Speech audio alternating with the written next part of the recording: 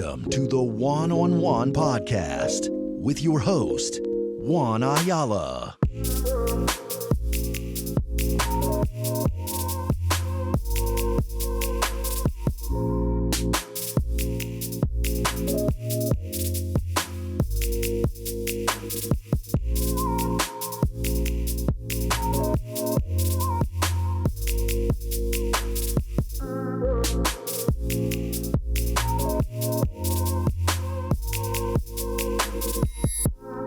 Welcome back to another episode. It's probably a swapcast. I don't know what this is going to be, but here we are. What's up, boys? We got the Cult of Conspiracy boys with us.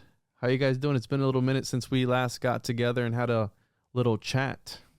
Awesome, man. We love talking with you because it's nice to be around other conspiracy theorists with that third eye all the way open is what we like to say. But how you been, brother? I've been okay. So for those tuning in, we did get demonetized off YouTube. So if you're listening to this anywhere, I don't know where, check out the Patreon, patreon.com/the One-on-One Podcast. Support the show because they are trying to. So I was always called a Fed, right? You always get called a Fed whenever you have like a certain audience. Hey, would a Fed get demonetized? I think not. That's a good point. I get called a Fed all the time because I'm just the resident stick in the mud when it comes to certain topics. I'm down with a lot of conspiracies. There's some that I have no problem pointing the finger at and being like, okay, that's kind of here. Dude, clearly I'm the Fed. Yeah. Let's talk about that. Let's talk about conspiracies because there are some conspiracies that are retarded and dumb. And here's the thing about this. The community, if you want to call it that, there is a lot of people in reality tunnels. And my issue, and Jonathan was asking me like, oh, TikTok. The reason I stopped doing green screens, one of the reasons was because my green screens were not so much me pushing my ideas of like what I think about the subject, but it was like I would present both sides, right? The problem with that is, to let people speculate, right? And then they start typing on the comments, calling you a dumbass or whatever it is that they do. The commenters always know best. Yeah. But my issue with it is that I was promoting some conspiracies, right? And I believe that there are people who are truly sick who listen to our shows to get a confirmation bias. And somehow, if I'm going to complain about conspiracies being dumb and stupid, but I am spreading conspiracies at the same time, that makes me a hypocrite. And well, that's the right way to go right there, though. Like, you have to present all sides. And that's something that we learned along the way, too, because, like it or not, things get turned into cults all the time. And people start thinking that, the group that they're involved in, they're absolutely 100% correct about every single little thing. And you have to present both sides. You have to weigh both sides and maybe even a third side if you can think of one to add in there. But like, you can't just go full on, oh, you don't believe in flat earth, you're a Fed. It's like, maybe, it's like the truther community is more than just one thought form. It's supposed to be open-minded. It's not supposed to be narrow-minded. So if you're a flat earther and you're calling everybody who isn't a flat earther a Fed or something like that, then it seems like you've joined a cult. Which is why I actually refer to the flat earth community in more of a cult-like way. I'm not saying every single person who believes in the flat earth is a member of a cult. No, there's defining lines between the two, right? There's somebody who has found some information and it jives with what they believe in, and there's some rabbit holes they've gone down and they have a belief. All right, dope. That's fine. Good things. But then you have the people that take it on as if it's like a new religion. And once you understand it, your whole perspective changes. And it's like, all right, that now we're delving into the cult-like side of things because it's even being a conspiracy head. All right, yes, granted, once you understand the government is doing everything they can to you, yes, your perspective does change a bit. It doesn't change you clocking into work Monday morning. It doesn't change you parenting your child when they come home with an F on a test. You see what I'm saying? It's but like, Jacob, not it's flat. Everything changes. It's flat, dude. It's meant to make you feel insignificant in the voidness of space that's also fake and gay and all this other stuff. But yeah, you still got to clock in at 7 a.m. sharp. you gotta make sure to be there on time, brother. Like, it's, and here's the thing, dude. And in Hermeticism, there's something known as sleepers, right? The sleepers, which are those that haven't achieved or obtained the gnosis to be awakened, right? To be gnosis is this enigmatic thing that you achieve, that you acquire through, again, research and reading, but we don't really know how you get it. You just get it and then you transcend, right? You're supposed to leave the sleepers alone because they're supposed to find their own way. You're not supposed to push it upon them and try and wake them up. They're going to find their way. And it feels like a lot of these ideas, and it's not just flat earth, like there's a ton. The other one is the one where all the chicks in Hollywood are dudes and all the dudes are chicks. Okay. There's a lot of trannies out there, according to us. Then I'm gay because I think Megan Fox is hot, right? I'm gay. I mean, she's a little weird, but for the people that are saying that she's like a man, I mean, look, there's this whole meme going on around Jennifer Aniston, right? Yeah. Because Barry was allegedly hooking up with her behind Big Mike's back. And so could it be possible that she is a man? Then you start to see the Adam's apple, the more broader shoulders, a little peach fuzz on the face. Look, I mean, some women just start to look a little bit different whenever they get older. Everybody does. It's not even just a woman thing. It's like not everybody's always going to be 120 pounds and looking like they're 21, But can we also acknowledge that that's also a massive step up for Barack Obama? You're leaving Big Mike for Jennifer Aniston, man or not? Like, yo, that's taking some that's player moves there, my boy. You mean this one has 2 holes? Whoa. No, even if she has a dick. Even if that's the case, that's still a come up. Hey, dude. Double entendre on that one. If you're into chicks with dicks, hey, you're into what you're into, dude. Like, I have no problems with that. But again, you got to let people live their life. But that's another one that's almost on par with the whole flat earth group, because it's like this hive mind. In my opinion, if you're the one that is in my DMs, in my reviews, in my email, in my comments and all that stuff, NASA's not in my comments and in my DMs telling me that it's a globe. It's you who's telling me the opposite. So the more you tell me it's flat, the less I'm going to believe, because you're being pushy as You ever see those pictures of Judas like all up against Jesus, and Jesus like, bro, back the up, man. He gave him a little kiss before he died, though, right? It was like the kiss of death, or the scorpion kiss, or some people say. So, yeah. I think Judas might have been a little gay for Jesus. He was also just kind of a piece of. There's multiple examples of that one in the Gospels, but But again, that whole thing of like, hey, man, give me some room to breathe, and I will look into it. And bro, we've looked into it. Your podcast is literally the cult of conspiracy. You guys talk about this all the time. But again, I feel like some people are sick and they listen to the show and they go, I want my confirmation bias confirmed. And when you don't confirm their bias, that's when you become a Fed. Wait a minute. You just agreed with me a couple of minutes ago when I was saying what you wanted me to say. But as soon as I present a more logical perspective or a different perspective, which this is what this is all about, looking at things from a different perspective, right? Why is that then a problem? Look, the thing is that, anything that you do just because your group deems it correct or right or necessary, you're not making your own action. You're not making your own move. You are a follower at that point, and you haven't been able to look at things subjectively without being swayed one way or another. And that's the opposite of opening up your third eye. We always tell everybody, like, we have our opinions for sure. And most of the time our opinions are differing. Like me and Jacob, we disagree on a lot of stuff, which, I think is important for the conspiracy realm. That way you don't form that echo chamber, and you don't have a bunch of people coming to listen just because they agree with every word that you say. You're not learning that way. You need to have a little bit of, yin and yang. And, if that bothers some people, it's like political cults.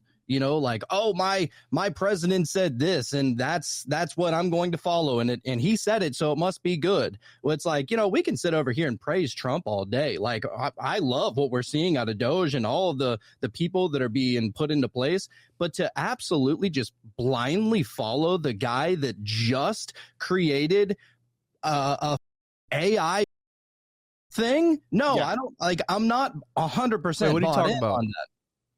He created, or he is working with the crypto and AI people to create personalized AI for each individual.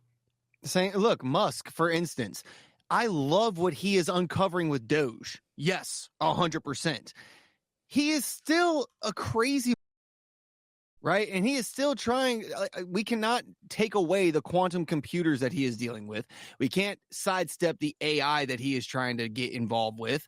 It's like he's still a chaotic neutral. He is still just, he could wake up tomorrow and decide he's a supervillain, and there's nothing stopping him from doing that. Like, just because he's doing good right now doesn't mean he's the greatest guy ever. We've said that about Trump a million times. Yeah, he's doing great things right now. He's still a piece of greaseball businessman from New York City. Like, that hasn't gone anywhere. Right. So it's just dangerous to blindly follow. You know, we got to keep everybody, you know, in check and make sure you keep the receipts and like that. Mm-hmm. Like, I mean, dude, I know that some people were like, well, he had to create the COVID, or else the deep state was going to create something worse. And maybe that's the case. Of course, you had Kamala Harris and Joe Biden saying, I'm not going to take a Trump. And then as soon as they get in office, they're pushing. So maybe something was changed. We don't know. You know, like, there's no way of knowing these kind of things. I just don't vaccinate. You know, it's just pretty simple for me. Yeah, how the famous and wise Kanye West said one time, he said, I just tell the truth, and telling the truth is crazy in a world full of lies, right? Because nowadays, this is news to me, that whole AI stuff. I'm trying to look it up here, and I'm not having my AI-powered. Bro, what? Yeah. Oh, also, when you're talking about Yeezus himself, we got to keep in mind, this is the same guy that after Katrina said, George Bush doesn't care about black people. Right now, he is selling swastika T-shirts. That's Kanye selling these things, and allows his woman to go out. I'm not going to be a bigot and say that he allows his woman to dress. No, I'll say it. He's like going out in public with his nude woman, Some who is dudes damn near a spitting image of Kim Kardashian. After he just dropped a gospel album 3 years ago. Okay. See, the stuff of her looking like Kardashian, that's weird.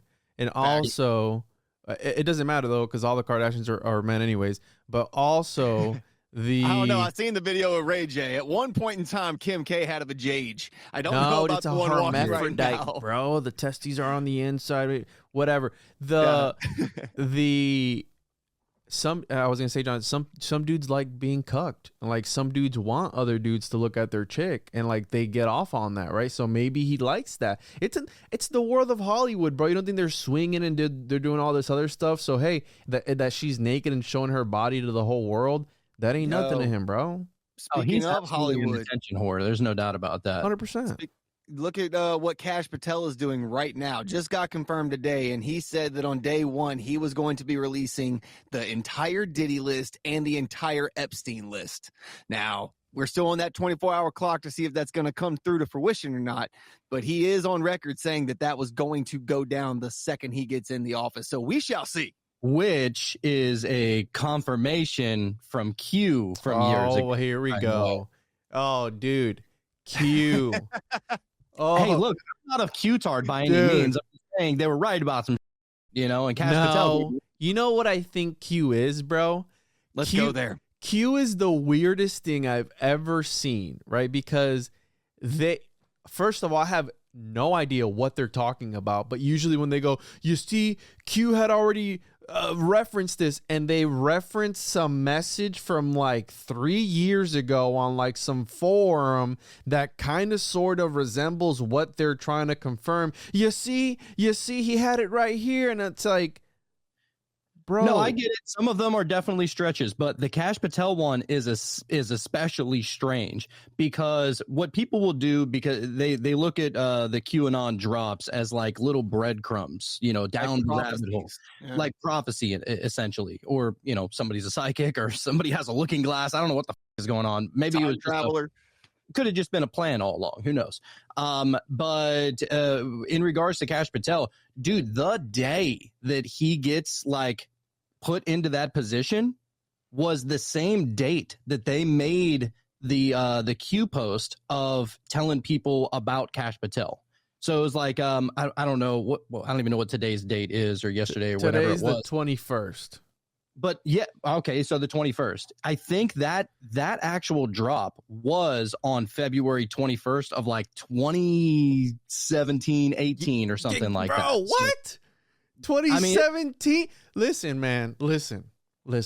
If the big conspiracy that there's this cabal ruling everything and that there's all these people in power and they like to kids and they like to do all this stuff behind closed door, right? Like all these guys running the world, running reality itself. Yeah. But yet a group of schizos are able to piece it together from some forum posts about, bro, I could be Q. You know what I've thought about doing sometimes? You want to get canceled? Keep that up, man. You got demonetized off of YouTube. Fuck Keep saying YouTube. Listen, bro. I've thought sometimes about just making shit up and just posting it on the internet just to see where it goes. Just to see some crazy story. Like anyone can make up a story about an alien abduction. Let's be real. Like anyone can make that up. Stephen Greer is just, or Steve Greer, whatever his name is. That dude's probably an alien. He's just famous for talking about it. Bob Lazar, like the Bledsoe stuff is kind of weird too, like that whole thing. And it's like sometimes, bro, I think that a lot of this stuff that we consume, it's cool, right? It's cool. It's fun to think about, but it might be, you know what I'm saying? Like this Cash Patel guy, that's a dead man walking if he's gonna, and perfect example. So I've had this developing new theory that within the occult, right? And everyone knows that Crowley was an agent. We know that John Dee was the original 007. If we stick to that sort of thinking, the most powerful information that you could have on anybody is blackmail. They don't care if you can summon Cthulhu himself. I can be like, yo, I can summon Cthulhu and I can do it. They're not going to care. But as soon as you say that, hey, I have the Diddy list and the Epstein list, oh, they're going to come for you because that's the true, real information. So in my opinion, I think that the occult and a lot of these other things that are connected to it, it's more about espionage. And now in the occult terms, I think that a lot of the occult stuff and the initiates in these circles was about the passing of information, real information like blackmail, in an occulted way, in a shrouded way. And only those who could read it could pull the information out. The guy who created the modern day cryptography, Trimethius, he wrote a book about how to communicate with angels. But it was actually a book about how to hide codes within a text that looks like a regular text. But he teaches you how to pick it up. That's the secret society. But then you also, like you said, there's a lot of it that's entertainment, right? Or at least like you could hear these crazy, fantastical stories about things and you can take it as entertainment. But then you also have people that take it as this is clearly facts, right? Like look at old Billy Carson, right? Yeah. He got high on his own supply way too many times and then went up to bat against a real one and got shut the down. Then he did everything wrong possible, but he's like, okay, fine, maybe he was wrong about the Bible, but he's clearly right about the Sumerian tablets and the scrolls. And it's like, no, you understand he's equally as validated in those things as he was saying about this. Same thing with like Bob Lazar is another example of that. And I'm not saying he's full of shit by any means, but some of his story checks out. Some of his story, not so much. Richard Greer. What's that other guy that's always on Rogan, the dude with the British accent? Oh, I know who you're talking about. He had a debate between him and an archaeologist who's like an actual Graham Hancock. That's the one. Yeah. Graham Hancock. He's entertaining. He's entertaining to listen to 100%. But like any actual historian would be able to dissect it very quickly, right? He theorizes a lot too. It's not that he's saying that like he's looking back and he's looking back at certain comets and asteroids that were possibly coming here, and I love those kind of people because instead of just saying, oh well, here's the facts and I don't have an imagination or a curiosity as to how it happened or anything because it hasn't been confirmed in science, doesn't necessarily make him just an entertainer. He could just be a theorizer. I mean, that's storyteller. Same thing. Storytelling is entertainment. Theorizing is entertainment, unless you're trying to apply the scientific method. But it's just modern day thinking man at that point. But here's the thing: some people no matter what information you present to them, they're not going to care if it's coming from a mainstream source, even if it's right, because they want to be against the mainstream source no matter what. So you can present to them the information and they will completely deny it only because it comes from a mainstream source. But if they get it from somebody like Graham Hancock, hey man, you know, a lot of the stuff that he's saying makes a lot of sense. Yeah, it makes a lot of sense. But the mainstream, and I'm not saying the mainstream could be right. I think that they have a lot of things wrong. But the mainstream says this. You think that, the Egyptians levitating the rocks into place is pretty crazy, right? Yeah, that's crazy. But also is the idea that they might have used a ramp to put up the stones up at the pyramid. That's ludicrous. That's wild. Like, bro, what? You just said that they levitated the stones in place. Right. But the fact that they could have had a ramp, that's even crazier to suggest. You're smoking some bro. Like, anything is possible with that. You know, I've heard the whole the levitation via, what was it, like sound frequency or something like that, or magnets, and like that. There is some weight to be held with that. We can, in fact, levitate objects and make water defy gravity with sound waves. Like, there is that kernel of truth there, and I've given the credence for it. We also know that Egypt had a massive slave population for like over a millennia. So I mean, I'm with you on that, but it's also the fact that we still don't know how the Great Pyramids were built or who built them. There's records to say that, well, this person did it, but they actually predate those written records and those hieroglyphs. And so that's because there's no concrete evidence to say one or another, that leaves it open to the interpretation, which again, it's fun to theorize and fun to bounce back ideas. But then you have these people that take that to the nth degree on either side of that argument, and then they start belittling the other side for having differing beliefs. And it's like, okay, that's not even entertaining to listen to. You know, I don't think that there's any problem in coming up with your own theories, but whenever you call somebody a idiot or a fed or, you know, retarded or something like that because they don't believe what you believe, who's learning from that at that point? Like, if you're calling me a fed or somebody stupid and you're trying to present a point to me, I'm going to neglect your opinion out of spite, not because I've looked into it, but now I'm just looking into you and the fruit is spoiled. And if that fruit is spoiled, I'm not looking into it. I really don't care. That's the way I look at it. Yeah. That's why I like having I think debates are really gay. Like, can you imagine wanting to convince another man like how you think and what you think and why you think it and try to change their mind? That's kind of gay. Like, you want to kiss them too, bro? Like, I think that I like having conversations. Have a conversation and just talk it out and present your ideas, and that's it. And if at the end of the day you don't change your mind, again, the sleeper aspect, they're gonna find their way eventually if it is. But these people, how you're saying, they go it's like the craziest thing. And the fact that we even have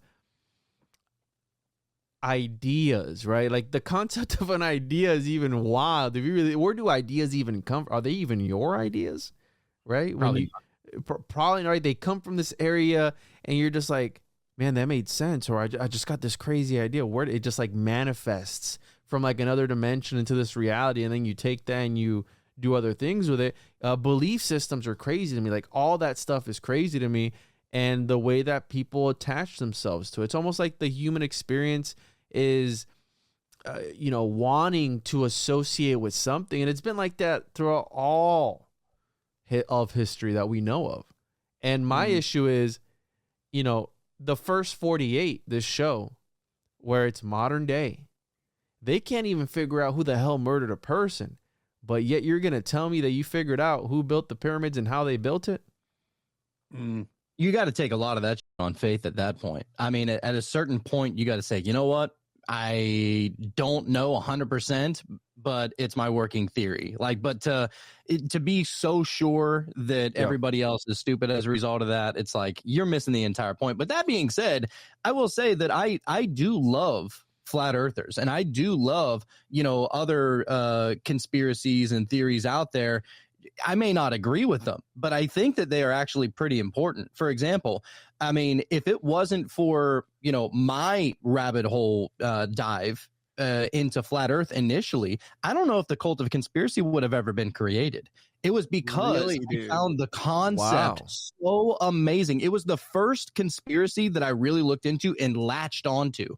And not gonna lie, dude, I was addicted to that. I was going, they have this live YouTube channel for Flat Earth 24/7. And I was just like, I'm not watching the Steelers today. I'm not watching, wrestling or whatever I would normally watch. Like, I'm watching this. And I just found it so fascinating, not necessarily because it's true. I mean, I played with the idea of what if it is true. But what it does is that it allows you to shift perspective.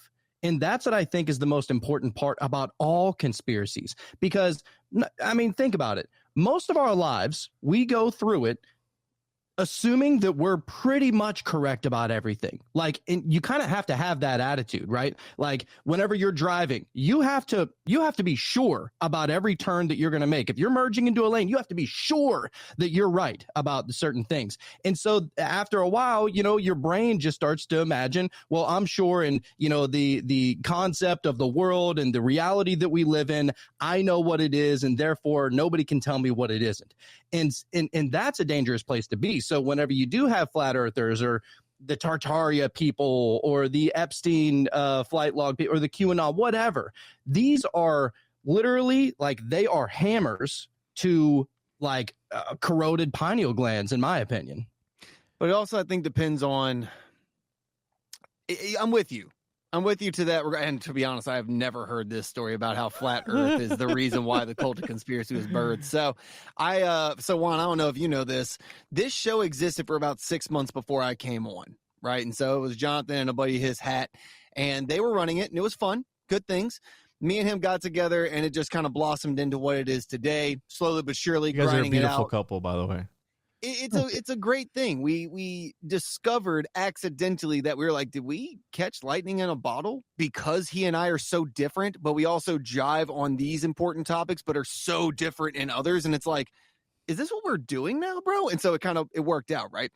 Jonathan, I had no idea that flat Earth was your big one, right? So for me, it was growing up in a household where JFK's assassination was being discussed at the dinner table of how that was. Right.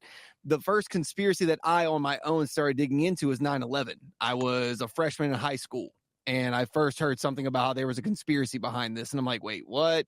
That was a thing that just shattered my existence. I still went and joined the military over it, though, because, war is good. I'm just saying it's the only system that works.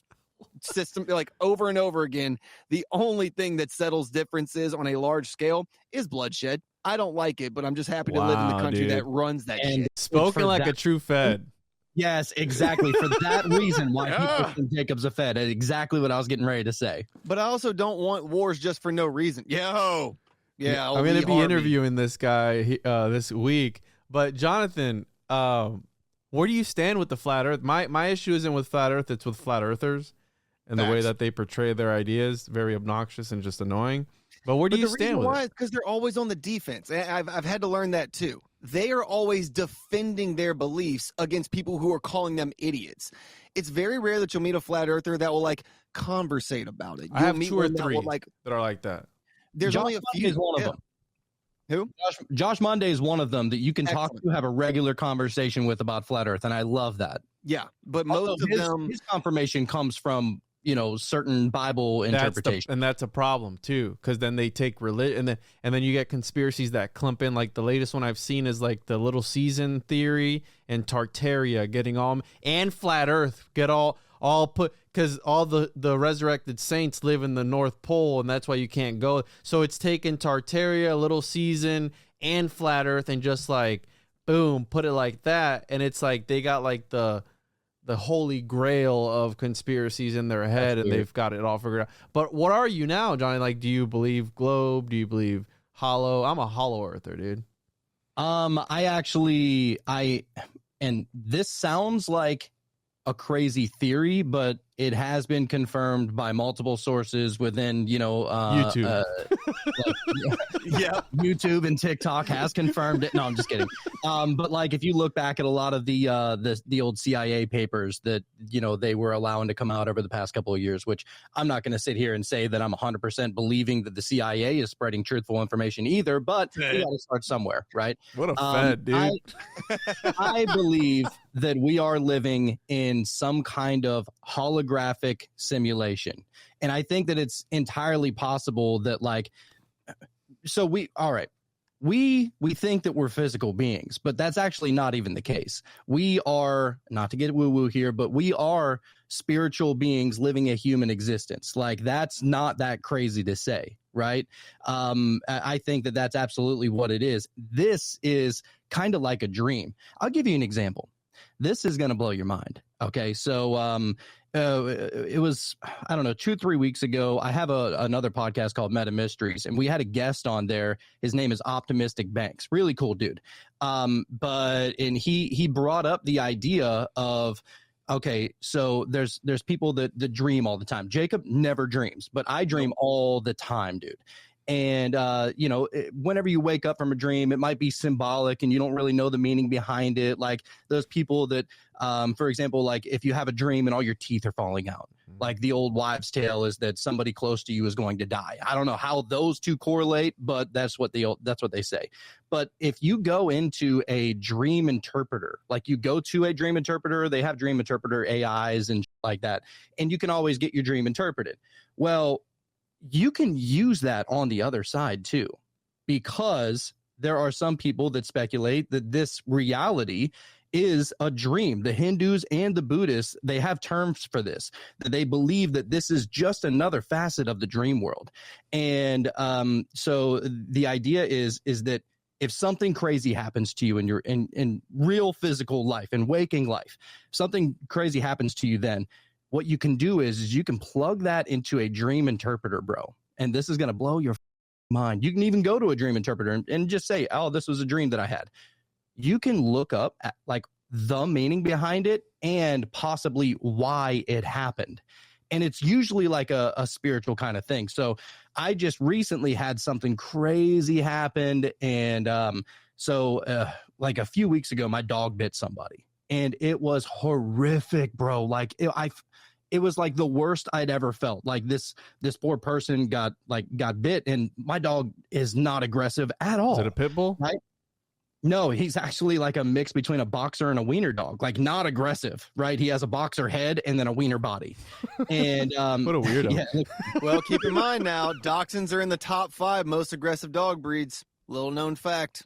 I didn't know that. So Anyway, my dog bit somebody. And so what I did, I was like, all right, let me try and see this, trying to take my mind off of it somehow. And I plugged it into a dream interpreter. And wouldn't you believe, I'm not going to get too specific, but wouldn't you believe that it completely correlated with what was going on in my life at that moment? Like, it was almost like it was such an epiphany moment for me that I instantly understood that we are absolutely living in some kind of dream realm.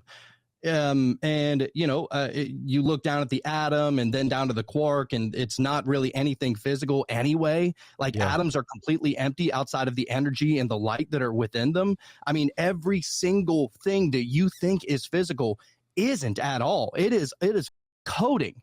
Like, whenever you go and you I always say this, but whenever you go and stub your toe on the corner of the wall, right? Like, we think that our toe is hurting, but it's actually not. It's just some kind of sensor that's sending it back up to our brain that's saying that your toe is hurting, right? And so it's like your existence is being interpreted through your mind. Like, your mind is literally tricking you. And something that the Hindus say, I think it's a Hindu thing. It could be Buddhist. But I'm pretty sure it's a Hindu thing. They have this thing where it's called Maya, and they believe that the Maya is the dream reality that is trying to fool you into believing that this is a real thing. And it's quite crazy, dude, because the Maya, you could look at that as like, it's the serpent, it's the snake, it's the devil, it's the deceit. It's keeping you connected to like this physical world and getting you addicted to this or whatever. Like whenever you got that animalistic need, that's the Maya. It's with your mind. And so I don't know. I look at this world completely different. And if it wasn't for my other podcast, Meta Mysteries, I probably would be stuck on like maybe it's still a double toroid Earth, which is still kind of crazy. And I'll say that as far as the flat Earth community goes, the ones that are of the simulation / matrix theory, right, which is not exactly what Jonathan's on right at this moment, but at the same time, it's of the same flavoring, I guess, the same kind of family. Even though I'm a ball earther, simulation / matrix theory, it checks out. And that's the problem. It's like there's no way of testing that to see if there's something beyond that. Like we wouldn't know about it in the reality we currently reside in. That's one of those that's like, all right, I see where you're going with this. I get it. So whenever, and Jacob, I know you don't dream very often, but you have dreamed before. And then Juan, are you somebody that dreams semi-frequently? Yes, frequently. And also if I indulge in cannabis, I won't. But if I don't, which I'm usually, I'll smoke a bowl once every few months, maybe, if that. I will dream, and I do have vivid dreams. And I've also tried. Have I told you guys about my skull method? Skull? I'm all about it. What is it? So it's not my method, but it's a method. You guys want to hear about it? All right, for those, my people have heard about it before, but I'm going to tell it to you guys because you guys seem like, well, Jacob, you try this. I'm going to give you two. I'm going to give you two ways to have very, very good dream recollection. The first one is called the Pythagorean method. And what you do is when you're laying down, you're tired, you're getting ready to go to bed, you're going to think about your day backwards. Everything you did. Start small, right? Sometimes you're not going to remember your whole day because that's just the way it is. We're busy people and we do stuff, right? So think of your day backwards and you walk through your day backwards all the way to when you woke up. Right? And do that every night and then just drift off to sleep. And it's supposed to, again, this is something that Manly P. Hall taught Ronnie Pontiac. So shout out to Ronnie. And shout out to Ronnie Pontiac. I love that guy. He's awesome, dude. Shout out to him. And for me, it's worked. I can have up to 90%. One time I had a crazy dream and I could remember everything. I'm like, this is crazy. So the skull method, let me pull it up here. Do you have trouble getting to sleep? That's my next question. Oh, yes. See, that's the difference, bro. When my head hits the pillow, we have a solid 5 to 6 seconds before I'm in a coma. But do you do the Navy SEAL method to go to sleep? Do you do that? I know the method you're talking about, and no, my method is my head hits the pillow, I shut my eyes, and I'm out, dog. Like, and I've even Navy SEAL method. So it's a breathing technique that you do. And it essentially puts you, I'm not saying it causes your brain to hyperventilate and go dark, so to speak, but that's the oversimplification of what's happening. You hold your breath, deep breath, you hold it for 4 seconds, you slow release, you do something. There's a method to it and it works. Tons of guys, and this is how Navy SEALs train themselves to be able to sleep instantly. But even when I went to the VA, I had to go for a sleep apnea study. So they hooked my head up to diodes and all of this. Bro, when I go down, I am in a coma. There's little to no brain activity. It's not that I'm not remembering my dreams. I'm not dreaming, bro. And little to no brain activity when you wake up, too, bro. You got it on when you're sleeping. I'm just Yo, when I wake up, I have about 60 seconds of trying to catch my bearings of where I'm at and what's going on. Yes. And then and I'm a morning person. No, when I wake up, man, you give me about a minute or two to get my muscles moving and we in it. We locked in. Let's go get some caffeine. Let's get after it. Here's my thing. To get up, horrible. But once I'm up, I'm going, and I can go for a long time. But then when I go down to wake back up, bro, I'm done. I'm a Taurus, guys. It's just Taurus in me, right? Let's go. So we got the skull and exercise and dream recall. Now, it's gonna sound a little gay. Bear with me. With a name like Skull, I mean, you don't have to use the symbology that we're gonna speak of, but you can use, a key and a hole. You can use a ring and a finger. You can use anything you want if you don't want to feel a little gay at night, laying down next to your penetrative, whatever we're about to talk about. You're Sounds a woman. Yeah. So purpose. And I found this I have this USB drive with the sacred texts, that website that's got a ton of books, like esoteric and occult books. So I had gotten this drive. It's got like 30,000 books or something like that. And I was looking for an episode topic. And I was on the randomize button, just reading different books, and it came across this for whatever reason. So purpose. This is an exercise to aid in the recollection of dreams through the use of visualization and tactical imagery. It is best performed at the times that one begins to fall asleep. And I've tried this a few times. Guys, it works. So number 1, relax, take a few deep breaths, and concentrate on the present sensation of your extremities. So you start to focus on your hands and your feet and everything. Allow yourself to feel the gradual decrease in sensitivity of the limbs as you drop off to sleep. So when you get that feeling where you don't feel your arms anymore because you haven't moved them in so long, and your body's like, hey, itch your nose. Ignore that. You just stay there and you don't feel your arms, you don't feel your legs. Switch your attention rapidly from limb to limb, but block out extraneous thoughts as completely as possible. When nearly all sensation is lost in the extremities, switch your attention to your spine. That's where it gets a little gay. Localize your attention to the sensation at each vertebrae. So you're going to go each individual vertebrae. You're going to concentrate on going all the way up. Send a current of energy up from the base very slowly to the top. When the current reaches the top, So you're going to send this. The fact that you're stopping says it was about to get gay. It's going to get gay. Why are you gay? You visualize this light coming up from like your the bottom of your spine all the way to the top, right? Mm.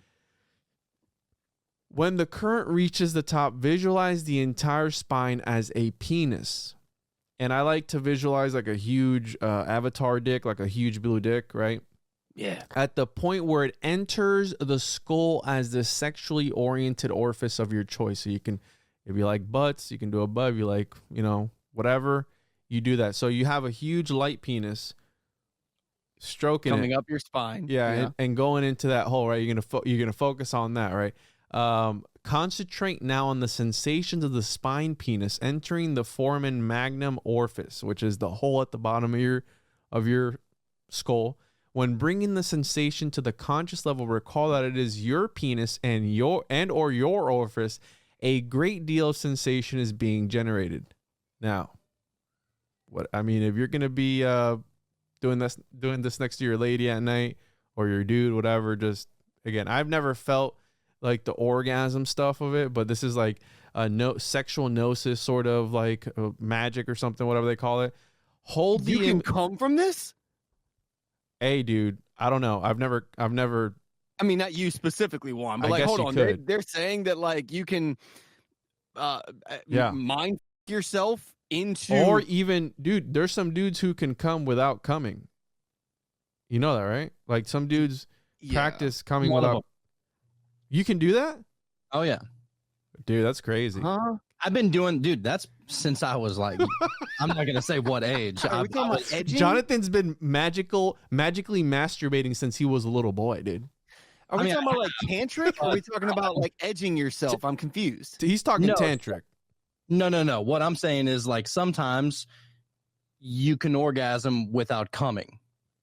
I can do that. Like pretty much every time if I want to. It's kind of a pain in the ass. Jacob is learning so much about Jonathan today, and I'm thinking like, when the mag's empty and you have no more rounds to give, but your mind, your body's saying no, but your mind says yes. Yeah, you might be blowing dust. The trick is that as soon as you're getting ready to orgasm, you like pull back and like try and prevent yourself from actually achieving like full orgasm to where you really just have like a tiny orgasm, and then you can just keep going. That's called edging, bro. Yeah, if you do that, but if you do that, you can go as long as you want. Oh yeah, well, the other method I've always done was like if you're about to nut and you're like within under 5 minutes and you're a little quick on the trigger that night, you pull out, you smack your nuts real quick, it hurts, and about 10 seconds later you're back in action, boys. Not talking like, oh, like no, don't hate yourself here, but a quick little back of the finger, like, God, dude. Worse than being punched in the old ball bag. I would rather get punched than flicked. It's hitting the reset button, man, but you're doing it to the hardness you're doing it. You know what I mean? You're not like trying to crush your boys, but you're hitting that hard reset for sure. Oh my God, dude. But, All right. okay, so So yeah, edging, that's another excellent. And it also it trains you to have stamina for sure. So last part. Hold the images There's more? hold the images Holy and fuck. sensations in your mind until you do in fact fall asleep. Attempt immediately to hold up your dream hands in front of your eyes. By practicing this daily, and your total dream recall is achieved in a relatively short time.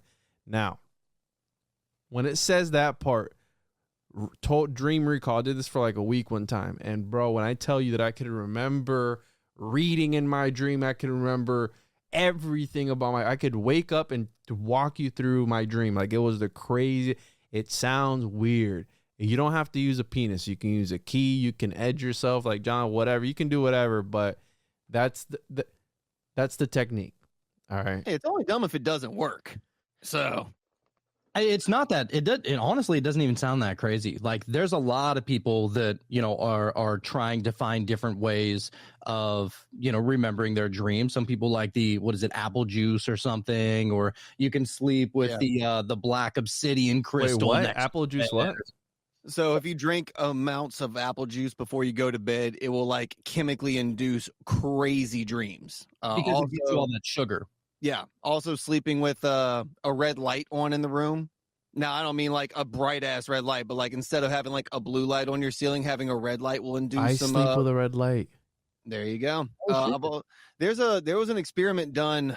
I'm trying to remember which 3-letter agency did it, but essentially had a person put on headsets with just playing white noise, just static, right? And not white noise like sound waves and like, no, just static, right? Cut a ping pong ball in half and put each of them on top of your eyelids. Yeah, and then the red light. And apparently you can self-induce hallucinations, like without even going like to sleep. Scary. Yeah, like I've seen people rip it off. Bad acid trip. Yeah. Yeah, because that happens when there's a lot of snow, right? Like when people that live in places that has a lot of snow, I've heard that happens where they start to hallucinate.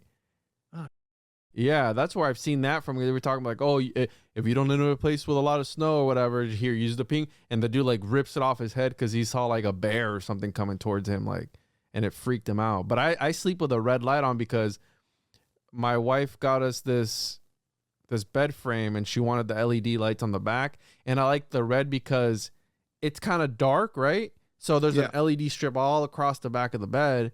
And I put the red because she likes like the blue or yellow and it's like super bright. I'm like, bro, you can't even sleep with it. So I turned the red light on, which she doesn't like it.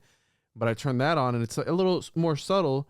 But I have been having some trippy dreams lately where I'm like remembering them. And I think like sometimes in the dream, like I had one this past week where I was hiding behind a car from somebody and they were walking past and I was crouching behind a car trying to hide from them.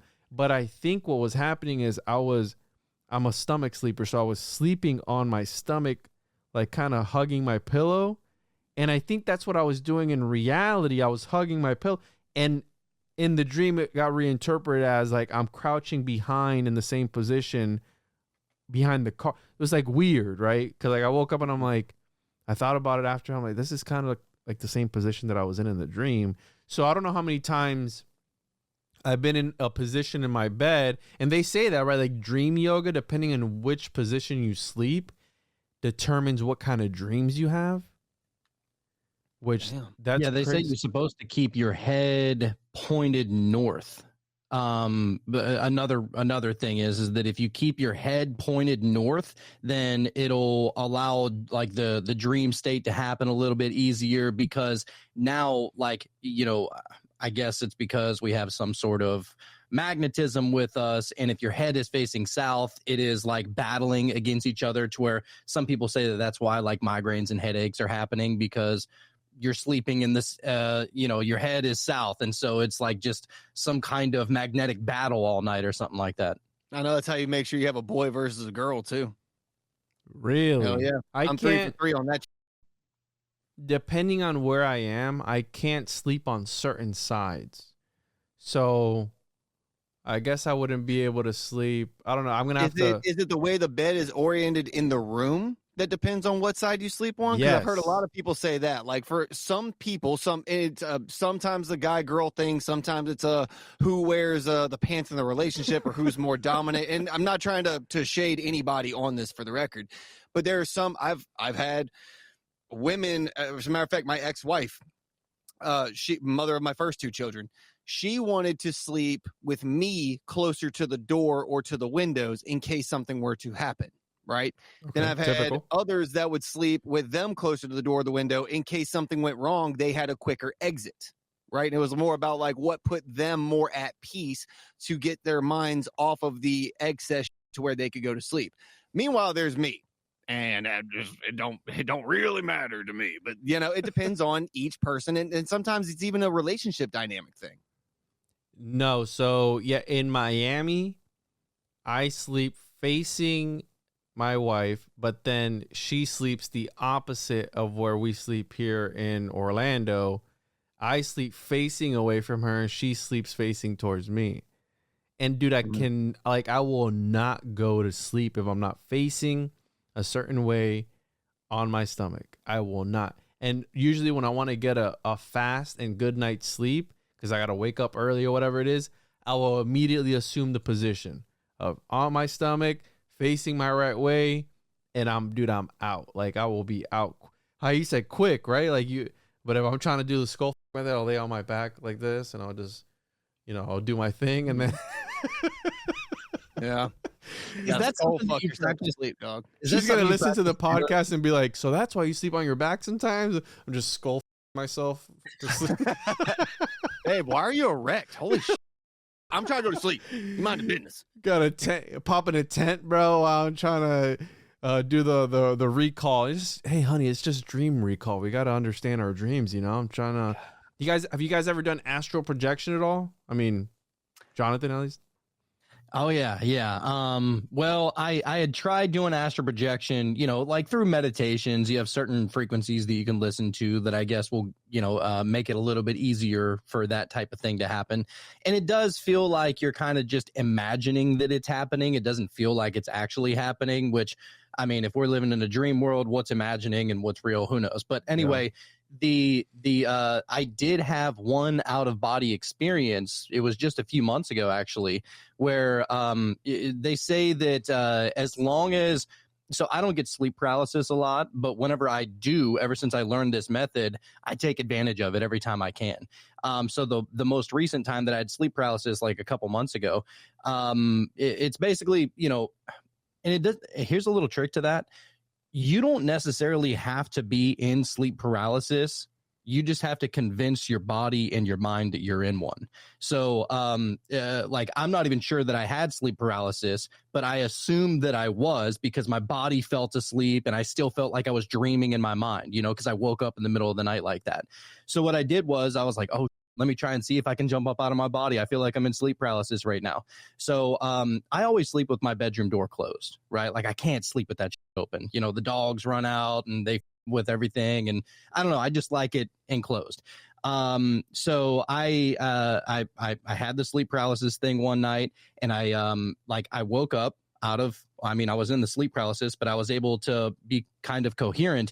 And I was like, let me try and see if I can get up out of my body like other people have said that they can do.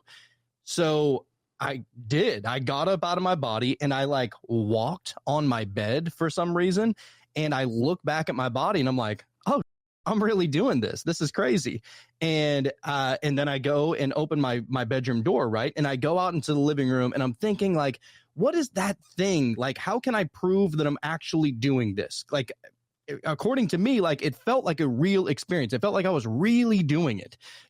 Everything in my apartment was exactly the way I left it. It seemed absolutely real. And for some reason, within this sleep paralysis moment or in this dream, whatever it was, I left the TV on, which I never do, but in this instance, my TV in my living room was on. So I was like, oh, I know what I can do. I'll just turn the TV off. And that way, whenever I wake up, I'll know that that's what I did. there was the dumbest thing that I could have ever thought, because why would my TV be on anyway, right? And so, but I knew that I had a very limited amount of time out of body for some reason. Like I knew that I was going to have to get back really quick. So I was only out for, I don't know, 20 or 30 seconds or something like that. And then I came back into my room and I got back into my, like I just laid back on top of my body, which is pretty weird. Like almost like I just. Did it feel gay like when you did that, like laying on top of yourself? No, it just felt like getting into your car, like that's the way I interpret it anyway. And so whenever I woke up, I was like, oh my God, did I really do that last night? Or was I just dreaming? Like it could have just been a mind. And I was like, well, what was that thing that I did that would, help me remind myself that I actually did this? And I go and I'm like, dude, I turned my TV off. It would have been more important if I'd have turned the TV on. That would have proven it a little bit more to me. But then I noticed I'm laying in my bed and I'm trying to think about it. My bedroom door was open, bro. So I never sleep with that door open. And so I'm thinking that was my clue that I actually did get out of body. Very surreal experience. I mean, the same exact feeling of you actually getting up out of bed, walking out the door, going into your living room, observing everything around you like you normally would. It was the same exact thing. So for me, that was my out-of-body experience. I haven't had a sleep paralysis or anything since then to really try it again. But to me, it's confirmed, yeah, that's actually like a real thing, to me anyway. Did you open your door in your astral body, or like did you go through it? Because have you guys ever read Robert Monroe's book? Journeys Out I of love the Bob. Yeah. Phasing in and out of things. Like, was it like that? Do you remember even going anywhere near your door? Yeah, I assumed that everything that I could do, I assumed that like basically that I was still this physical body. So I would have opened up my door, right? And I didn't think about like trying to float through my door or anything, because I'm thinking that it's still me, even though I'm looking back, looking at me. And but yeah, like the Monroe Institute, that actually might have been what sparked it, because on my other show we listened to like the Monroe tapes, and read all about Bob Monroe and the Monroe Institute and all that kind of. And they say that if you listen to those tapes, that it'll give you like weird dreams and stuff like that, because it's just a long ass meditation is really what it is. But it's really cool. I've only listened to the first one, the first exercise where you're supposed to listen to the binaural beats and then start doing the like that first part. That's the only part that I got to. And you're trying to like synchronize your tone with the tone that you're listening to. Yeah, and that's the only thing. I did have for a long time sleep paralysis, but I haven't had it in a minute, and I can't stay in that state because it feels like there is something that's going to get me. And I get the worst kind of anxiety, like you're going to die, that kind of anxiety. And I had it so much growing up that I've learned already how to rip myself out of that state, right? Immediately, where you kind of do like you sound like I sound like a dumbass and, going like that. And then you just like peel yourself out. I can do that like almost immediately. It's scary when I've had sleep paralysis multiple times at night.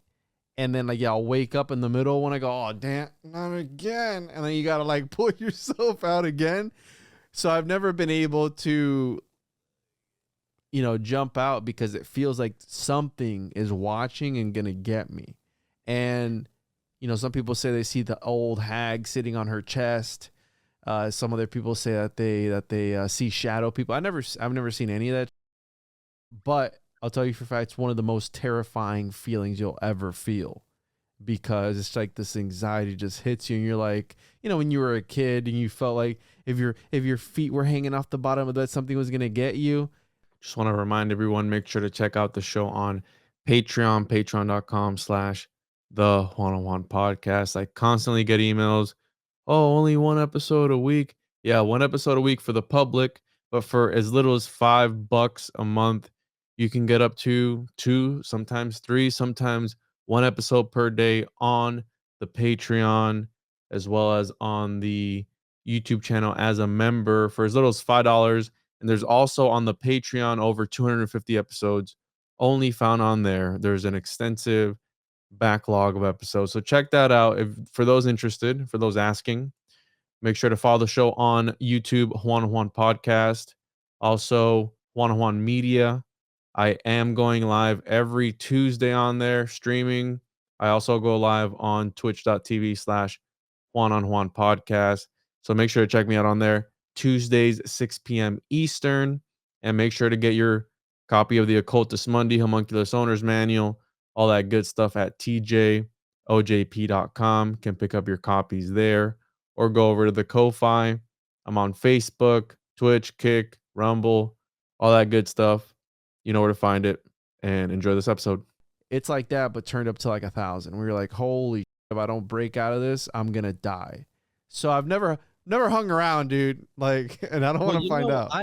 I used to have like nightmares all the time, and they would always scare the shit out of me. But I developed like a defense mechanism for that too, to where like even in the dream itself, like if something is chasing me that's scary and I'm like death is imminent and shit like that, for some reason, like subconsciously, I know, all right, wake up. Like, I don't even think about waking up. It's just that I know that it's not real, like in the dream, which is pretty strange. But like, as far as like the sleep paralysis, dude, you know, the reason why a lot of people get so scared in those sleep paralysis things is because you realize that you're not in control. Like, you realize that you don't have control of your body. And if something was going to come and with you, you would be totally defenseless against that, which causes the fear and the anxiety, which in turn, you're still in that sleep state, right? Like still in that the alpha or the theta state. So that is the more creative mind, and that creativity is going to just latch onto that fear and latch onto that anxiety, and it's going to basically like manifest these scary things. Like people have talked about like a 8-foot tall Slenderman at the end of their bed whenever they're, you know, having sleep paralysis. And then that same person would say, oh my God, it was the scariest thing I ever imagined. But after a few days of thinking about it, I realized that that was just the deepest, darkest parts of myself, you know, because they say that whenever, like if you don't like somebody, it's usually because they have some kind of aspect that you don't like about yourself, right? And so if you look at the world like it's a matrix, and that, you know, kind of like it's all one video game, the reason why you wouldn't like how could you, if everything is one thing, right? Like if everything is one thing, how could you be scared or judge anything else? Because it is you at that point. And that's more of like the dream world type of thing. Whenever you go, you know damn well, whenever you go to sleep and you have a dream, that's you. Like every single aspect of that dream is you. Like it could be conscious thoughts, it could be unconscious thoughts, but every single person and every single monster and all that, they're all just aspects of your own self. And so if you convert that over to this real world, especially for like sleep paralysis, that monster would just be you. It could be something that you've tried to drown out, or something that you don't think about, or something that scares you so you don't think about it and you don't face it or whatever. This is why they say you should do shadow work and meditate and all this other kind of stuff. But yeah, I feel like I'm just rambling on now. Jacob, I mean, this is your world on this one, brother. This is so out of my realm of what I consider real or what I even consider. So, like, this is, you two are going at it right now, and I'm here for it. Y'all just get after it. I wish you could experience. I think Jacob, he do the skull method, bro. And we'll have another chat, because I feel like you do dream, you just don't remember them. According to the brain studies that I've had done, I do not. Now, I'm not saying that I never, ever dream. I have dreamed before. It's been a few years since it was like a regular occurrence. I might, and a big might, have one dream per year. So another question for you. I don't know. You guys are kind of freaking me out. We got Jonathan talking about the CIA maybe putting out good information. Then Jacob, you know, I forgot what you said earlier. Very fetish. Do you have an inner monologue? Can you speak in your head without having to speak it out? Oh, absolutely. Hell, Jonathan has sent me into a past life regression before. He hypnotized me, and that was fun as hell. What were you? Had a dream that night, by the way, too. I did. I dreamed that night, as a matter of fact. Yes, So I you mean, get it's put into that like brainwave mode. not impossible for me to dream, and I don't smoke, for the record. I know I had a lot of people in the comments, yeah, because you're a stoner. I don't smoke, actually, if we're gonna get real technical, but I have in the past. I mean, sure. nicotine doesn't help either. That's the thing. Like, nicotine is also another substance that probably inhibits. Yeah, it's again, it's addicting. That's why it's Nicotine got me by the balls at this point. I do plan on quitting it this year. Don't get me wrong, but as of right now, I mean, I don't know. I've been smoking since I was 16, and I used to. When I was in high school, I dreamed. When I was in the military, I dreamed. I don't know when. I couldn't even tell you a pinpoint of when it really stopped for me, but I mean, it's not impossible for me to. It's just very rare. And whenever I do dream, I wake up and can remember them. You know, it's all of those functions work. It's just usually I'm too tired. My brain's just like, homie, we've been working all day. Let's take a night off. Well, here's the deal. I just looked at Healthline and the Sleep Foundation. They both say yes, everyone dreams at night, even if they don't remember their dreams. Most people dream for about 2 hours each night, primarily during a stage of sleep called rapid eye movement or REM sleep. So it could just be that your recall is horrible.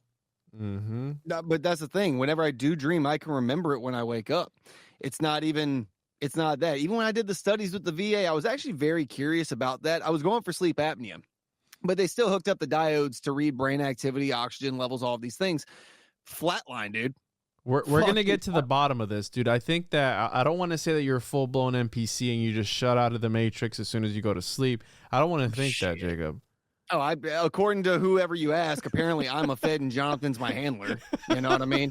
And apparently I'm just pissing everybody off because they're you know, same as that we were talking about earlier, like the conspiracy community, people kind of go a little too far with it. And next thing you know, they like, it's obvious this person hasn't come up for air or like touched grass in a few weeks.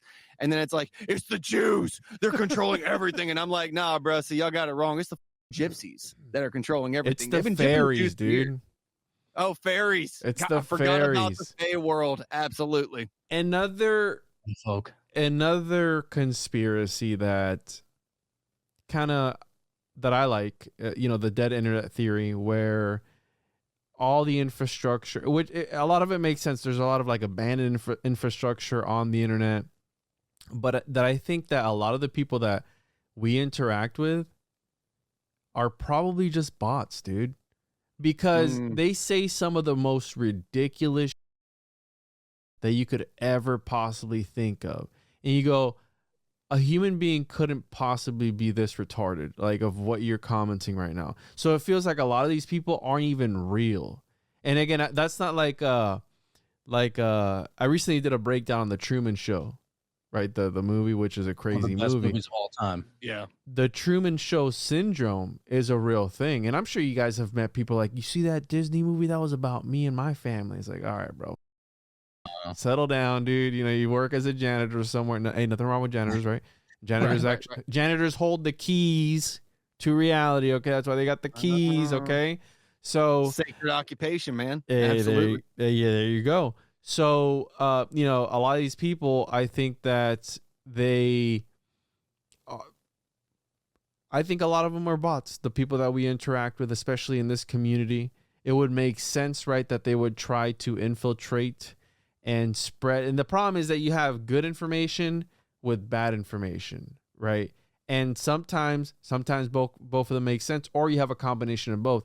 Real information intermingled with and you got to kind of sort of make your way out. Like the whole alien stuff, dude. I remember it was pretty chill a few years ago. Everyone was on board with the alien stuff. Like, hey, aliens, yeah, they're cool. UFOs.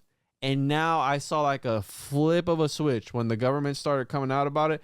Oh, aliens are fake and gay. It's all a psyop. It's all Project Bluebeam. It's like, dude, I was in freaking elementary school reading about Area 51, and I was always wondering, like, what the hell's in there, man? You think they got aliens there? Like, this is the craziest thing. UFOs, Roswell. Like, the first one for me was the Bermuda Triangle.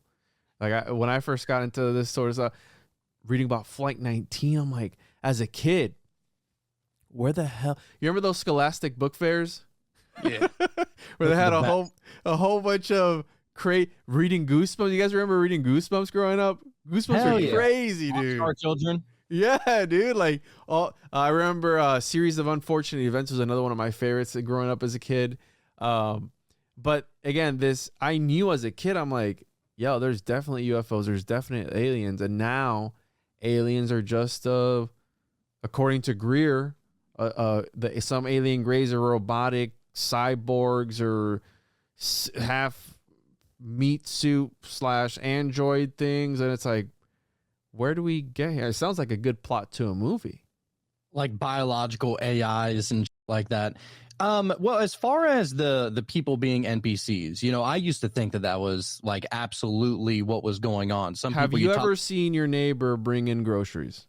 I've heard of that one too. I'm not gonna lie. Every time I bring in groceries, I try and make it known to everybody so that they can wake up from this. You got the groceries.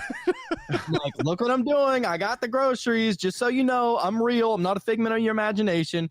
But no, like in regards to the NPC thing, though, I used to think that too. But then I started to remember, bro, there was definitely a point in my life where I used to be an NPC, like 100% bought into the system. Like if I heard something on the news, I believed it. It's the news. They're not going to lie to us. If the government said something, I believed it. It's the government. They're not going to lie to us. It's the same thing of like, like developing that level of respect for your parents, like you don't question what your parents say. They're trying to guide you in the right direction. And now that overlay converts to, the government and everything else. Like you get so caught up in the stupid little reality TV shows. Dude, I used to be obsessed with Jersey Shore. That was my back in the day. Right. But that's just learning so much about Jonathan today, dude, man. That was NPC Jonathan. That's what I'm trying to say. And but that's going back to the Maya of what I was talking about earlier. That's the illusion fooling you right before your own eyes. And if you can't crack that system, then the Maya is just going to stay, fooling you. It's going to stay keeping you in this material realm and keeping you in the idea that you're right about everything or that you can figure out everything or respecting certain people, not respecting, you should respect everybody, but like believing everybody just because, well, they're smarter than me, so they must got it right?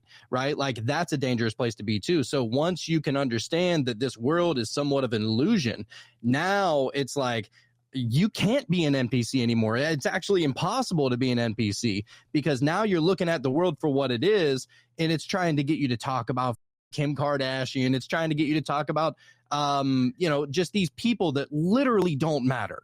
And it depends, right? Like you said, the smartest guy on earth and all these things. And it is dangerous to listen to these people. Look, Isaac Newton, allegedly one of the smartest guys of his day and age, right? A hermeticist, an alchemist, a father of physics, and all these things. He died from drinking mercury. Like, he wasn't that smart. Like, he was smart per the day and age, but he was also retarded in others. Like, you see what I mean?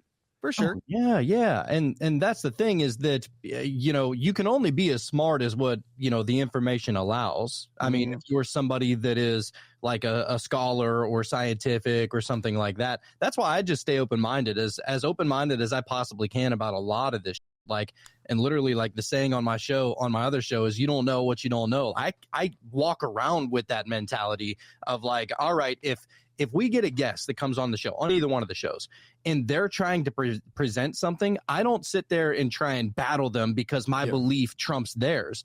I try and listen to what their view is, try and get an understanding of whatever it is, put myself in that headspace that allows me to understand the way they're thinking and why they think this and stuff like that. But if you just walk around and you think that you know every damn thing and you're going to argue for everybody that disagrees with you, that's a NPC move.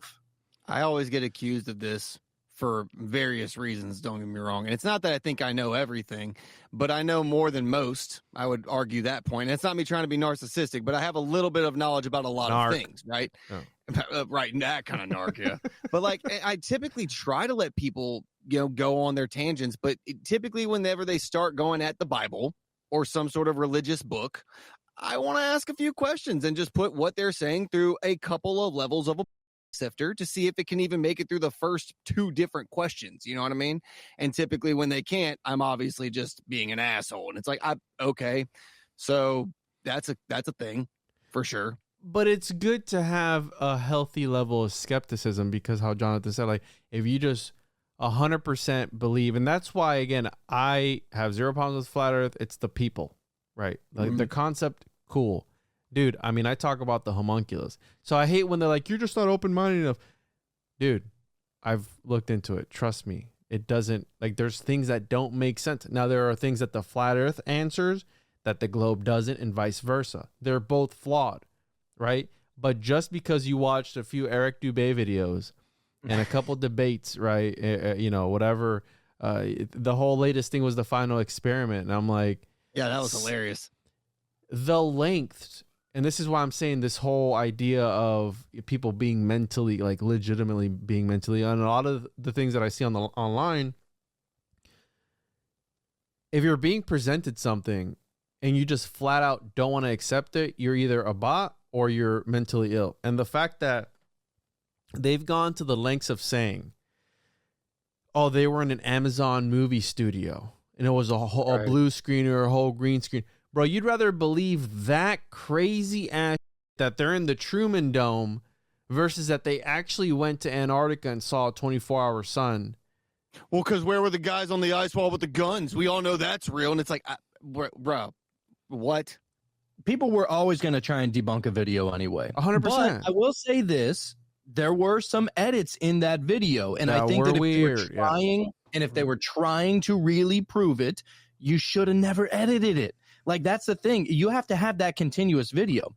Like, we can have videos of the ISS being built, right? Like we can watch, like, not being built, but like adding parts and taking away parts.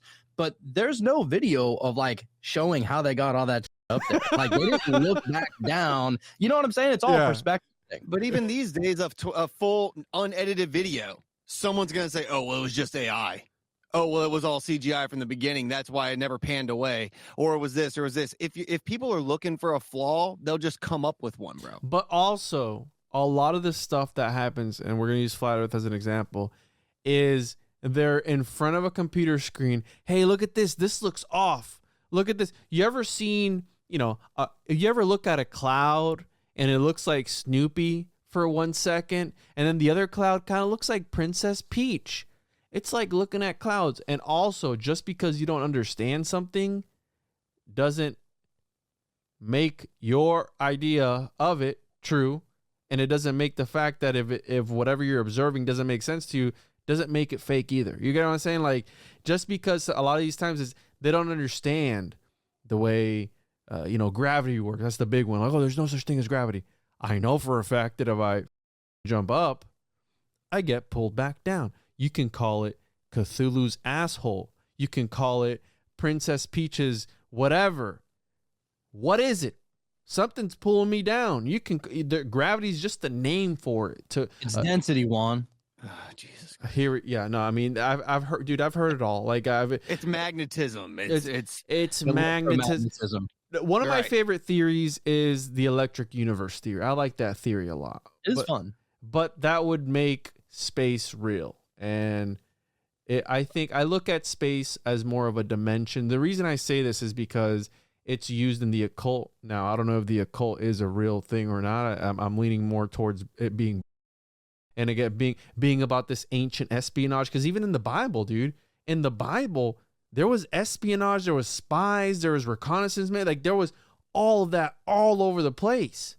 Everybody, every tribe, every nation has had spies for sure. Yes. So it's like, if you look at it from that perspective of like, hey, maybe this is real information encoded in, the Goetic sigils. Like, maybe that was representative of something else. Like the guy who, Johann Weyer, I did an episode on this, the Pseudomonarchium. He did a grimoire on how to like control demons, right? It was 69 demons, right? This was a live-in student. Nice, right? This was a live-in student with Henry Cornelius Agrippa, right? One of the greatest occultists and occult writers of all time. That literally the foundation of like Western occultism was like the 3 occult books of Henry Cornelius Agrippa. Mind you, he was friends with John Dee. Like, they were using their works, John Dee, Trimethius, and all these guys who, again, were in intelligence, right? The original 007 John Dee. And astrology magic. And astrology. Yeah, they were doing all this stuff, right? So Johann Weyer wrote this book on how to control these demons and angels and all this stuff. And it's like, it's like a prayer. He wrote the book as a form of satire to make fun of the concept, right? But from his book came the Goetia that has 72 demons, but they mixed it up. And that's used for real, according to some people. But if the first version is fake and gay, what does that make the second version? Well, it's not that simple, though. I understand. Yeah. So there is, and I just recently looked this up. Check this word out, bro. I don't know if this is like a new word. I never heard of it before recently, but it's the idea behind hyperstition. Like, superstitious people, don't step on a crack or you break your mama's back kind of. But hyperstition is essentially the idea behind like mimetic magic, right? Like using memes for magic and that kind of stuff. Basically, sigils and hieroglyph kind of magic. Kind of in a way, but basically, if you can get the majority of people to believe something, or even if you, the individual, can believe something, that you can like manipulate it somehow, like you can manipulate your beliefs. Like for example, the Hindus believe that they see Krishna in their meditation. The Christians believe that they're talking to Jesus. The Muslims believe that, whatever wisdom comes down, it's from the mighty Muhammad, and so on and so on.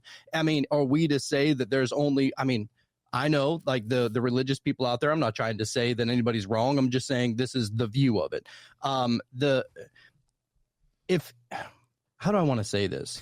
Basically, if you like believe wholeheartedly into something, your mind does correlate with it, and you'll start to see certain things. So, for example, I created a tulpa, right?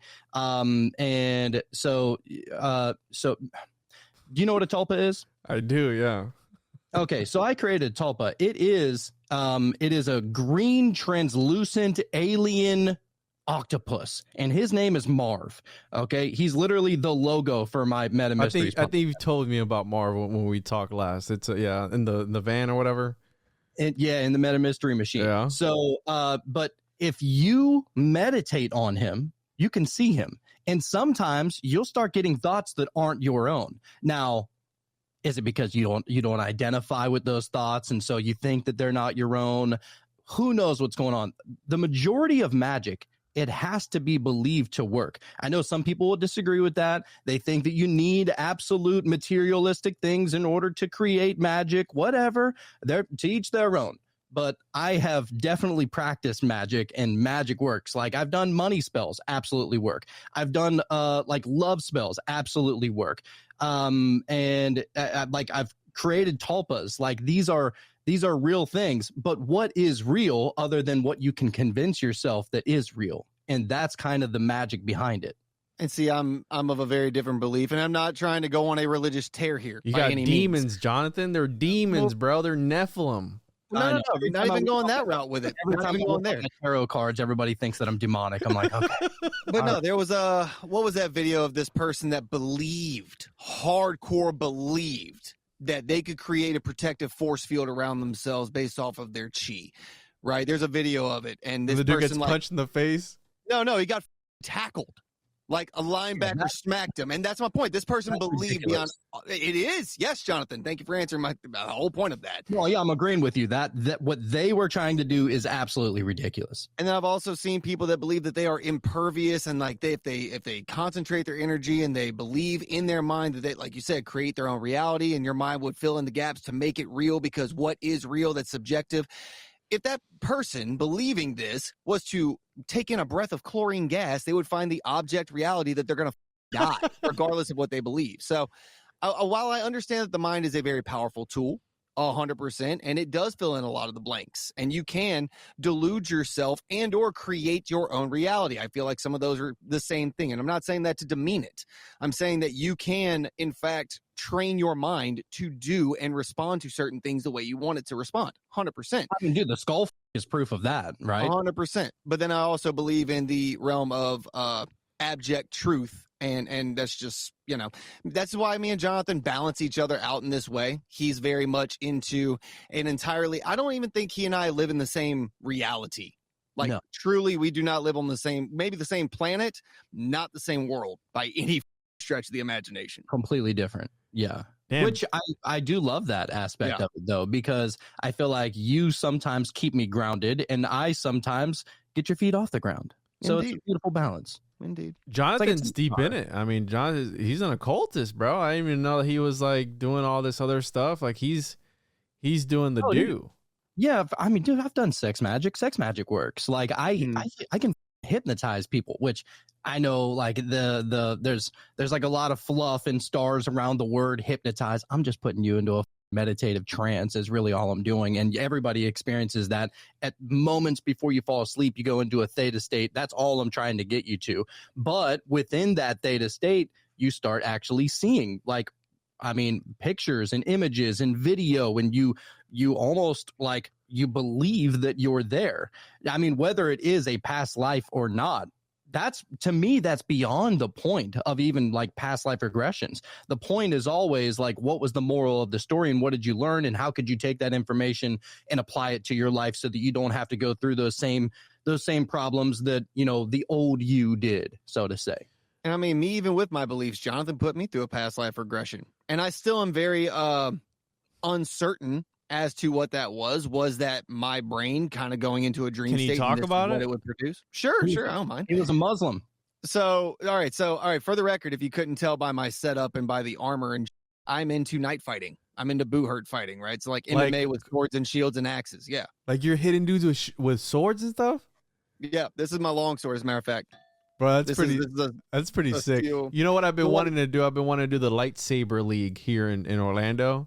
Those are cool. But this is more like, this is full contact. We get a lot of broken bones That's and concussions sick, in this sport. But like, beside the point. You're not stabbing anybody with it, but it's they're dull. Force. But my point is, though, I'm into medieval history anyway, and I actually I currently hold a noble title, which is a whole separate conversation for another day. But yeah, wild. I got a lot of wild things with me, bro. I'm sorry, And Your Highness. No, all that. It's nothing. I didn't say a royal title. I said noble. It's different. But beside the point, I'm into medieval, right? So whenever Jonathan sent me through the past life regression, it doesn't sound crazy that I would have ended up in one of the Crusades, right? But at the same time, was that my brain just doing what my brain does when you unleash it and just let it walk around for a bit? Or was I actually experiencing a past life? And I'm very uncertain about this, to be honest with you. But to answer your question about what the past life was, right? So I essentially was, I don't even know if I was necessarily a Muslim, but it more than likely was. I was living in some sort of an Arab country. Couldn't tell you which one because I didn't like have a map that I was looking at, and I couldn't tell you a day and age that I was in specifically. But I do know that I was at least a guy of Arabic descent. And I did fight in at least some sort of a battle, which based off of the armor and the weapons that I was using, I would say was sometime around the first, possibly second crusade, but I'm leaning more towards the first. And this guy, my person, was apparently fighting with the Europeans. So that's why I'm not 100% sure what his religious beliefs were, whatever the case was. But I was a traveler. I didn't actually have a home to call for myself. I kind of roamed from place to place. There was a spot where I stopped in at a village, and they were farmers, goat farmers, if I'm not mistaken, or sheep, something along like that. And I was very well received by the people in that village. Although, like, you know, it wasn't like I was coming home by any means. It was more like I was on a travel to somewhere, and I was stopping in to say hey to some old friends, kind of thing. The old lady that was cooking for everybody, her name was it Oma or Orla? Something like that. Yeah. And then when the time came and I finally died, I was alone, and I gave whatever money was left in my pocket to this woman, young lady, to kind of tend to me until I passed away, and she was going to take whatever I had left. And I was like very at peace with that. I didn't have kids. I didn't have a wife. I didn't have land or titles or any of these things, but I was also at peace with that at the time of my death. And so yeah, it was a very interesting experience. Now, with that being said, was that 100% a past life that this soul has experienced circa a millennia ago? Okay, that's a conversation. Is it equally possible that because I'm into medieval anyway, that this is what would happen when my brain goes into a dream state and gets let off the leash and just walks around and creates the reality before it. Okay, that's also a conversation to have. I do want to do it again, another past life regression, to see if something completely out of left field comes out or not. Because, I mean, you hear these stories of people that like, oh, yeah, I was totally Joan of Arc in a past life. Oh, I was Julius Caesar. And I'm like, I'm sorry, y'all.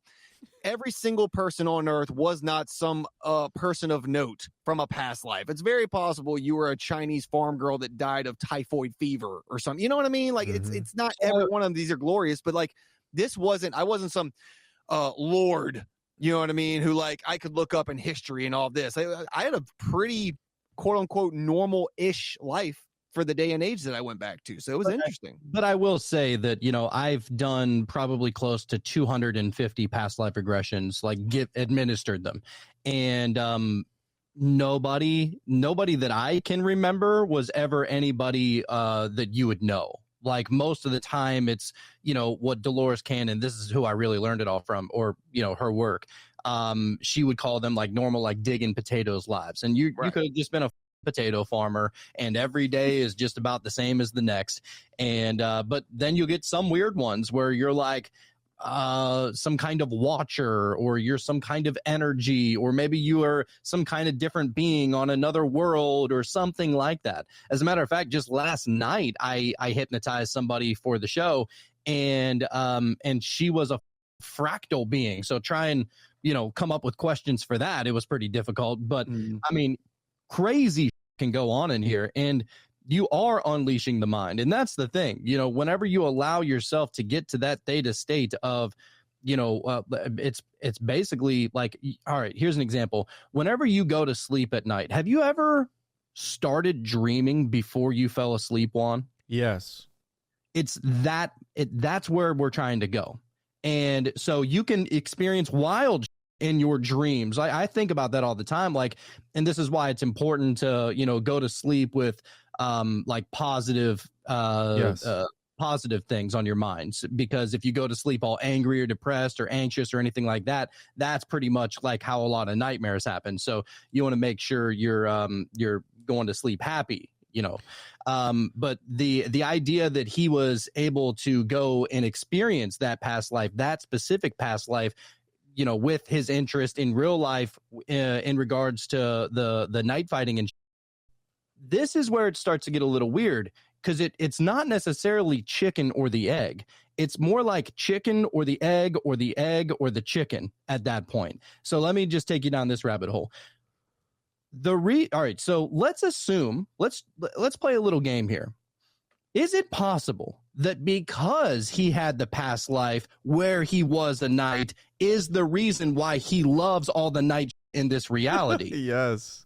You could say that. Yes. I mean, just as simply, like, we don't know exactly what came first, the chicken or the egg, or, that kind of thing. Like, we all have very specific interests. You identify with it for like some reason, because it's like in your genetics in some sort of way, right? Yeah. Like, I mean, I love football. I love like all of the metaphysical kind of. Well, I mean, could you say then that maybe that's a version, maybe I lived a version of my life that I was into those things before? You could easily say that. So, I do get the aspect of Jacob thinking, well, I only had that past life because night fighting was like kind of on my mind, and that's what I'm obsessed with anyway. But you got to look at it the other way too. It's not just so set in stone like that. And that's why I'm saying I'm unclear, honestly, even with my logic brain, and even with all, like, I honestly don't know. That says a lot though, it. Jacob, because you seem like a pretty, again, skeptical guy, healthy skepticism. And for you to say that says a lot as to like what you experience was quote unquote real, It was crazy, bro. The sounds, the smells, the taste of the food. How long does it like, last? The whole thing. As long as you wanted to. I think ours lasted for like 2.5, maybe. 2.5 hours. Yeah. 2.5 hours? Everybody's different too. And what's really crazy about it is that you don't know how long you're in there.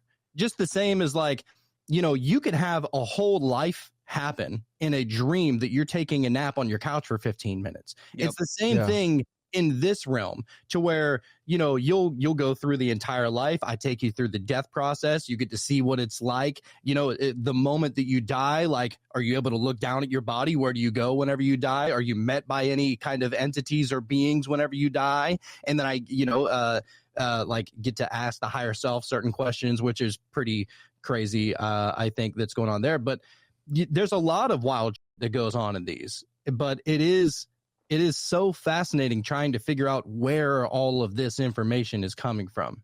You know, like what I was talking about earlier, as far as like the questions at the end. So what I do is that I take you through a past life, take you through the death process, and then what happens is that I'm talking to your subconscious mind or your higher self. How do you know someone's not bullshitting you though, Jonathan? Like, how do you know they're not just making stuff up? Because it's not for me, it's for them. And so if they're bullshitting, they're just bullshitting themselves. I don't really care if they're lying personally. Like that's it's not for me. So he's been doing this 250 times. If somebody's just coming up with random shit off the wall, I'm like, okay, he's still going through the meditations and he's still, you know, asking the questions. This is so crazy, bro. I kind of want to do it, but I'm scared. Oh no, don't be scared, brother. Nothing about this is scary. Have you ever done like a guided meditation? No, I've never done any of that. Okay, long story short, he would have you close your eyes. He would ask you to picture some stuff. He would kind of, before you know it, you follow and just kind of do what he's telling you to do, thinking wise. Your eyes are closed, you're laying down, you're comfortable. And your body's asleep. Yeah.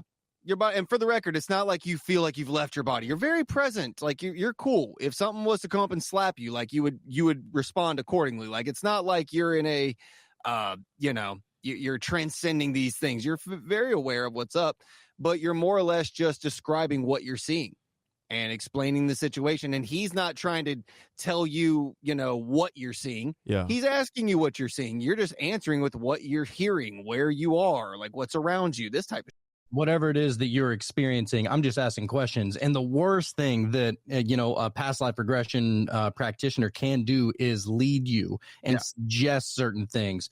That's like, now I'm trying to create your story. That's not what I'm trying to do. I'm just asking questions, trying to get as many details as possible. Are you a man? Are you a woman? What color are the clothes that you're wearing? Are you wearing any shoes? You know, what do you see around you? Who are the people you're communicating with? What are the scenes of what's happening in that particular moment? I can take you and move you to an important day. Dude, a lot of stuff happens within those. It is freaking fascinating. But what I was going back to saying is that 99% of people that have a past life regression, I ask them, I say, all right, before you look at the clock, how long do you think that lasted? And almost everybody guesses that it's under an hour. 30, 40 minutes is like the usual answer. And then I'm like, all right, you think it's 30, 40 minutes? Look up at the clock.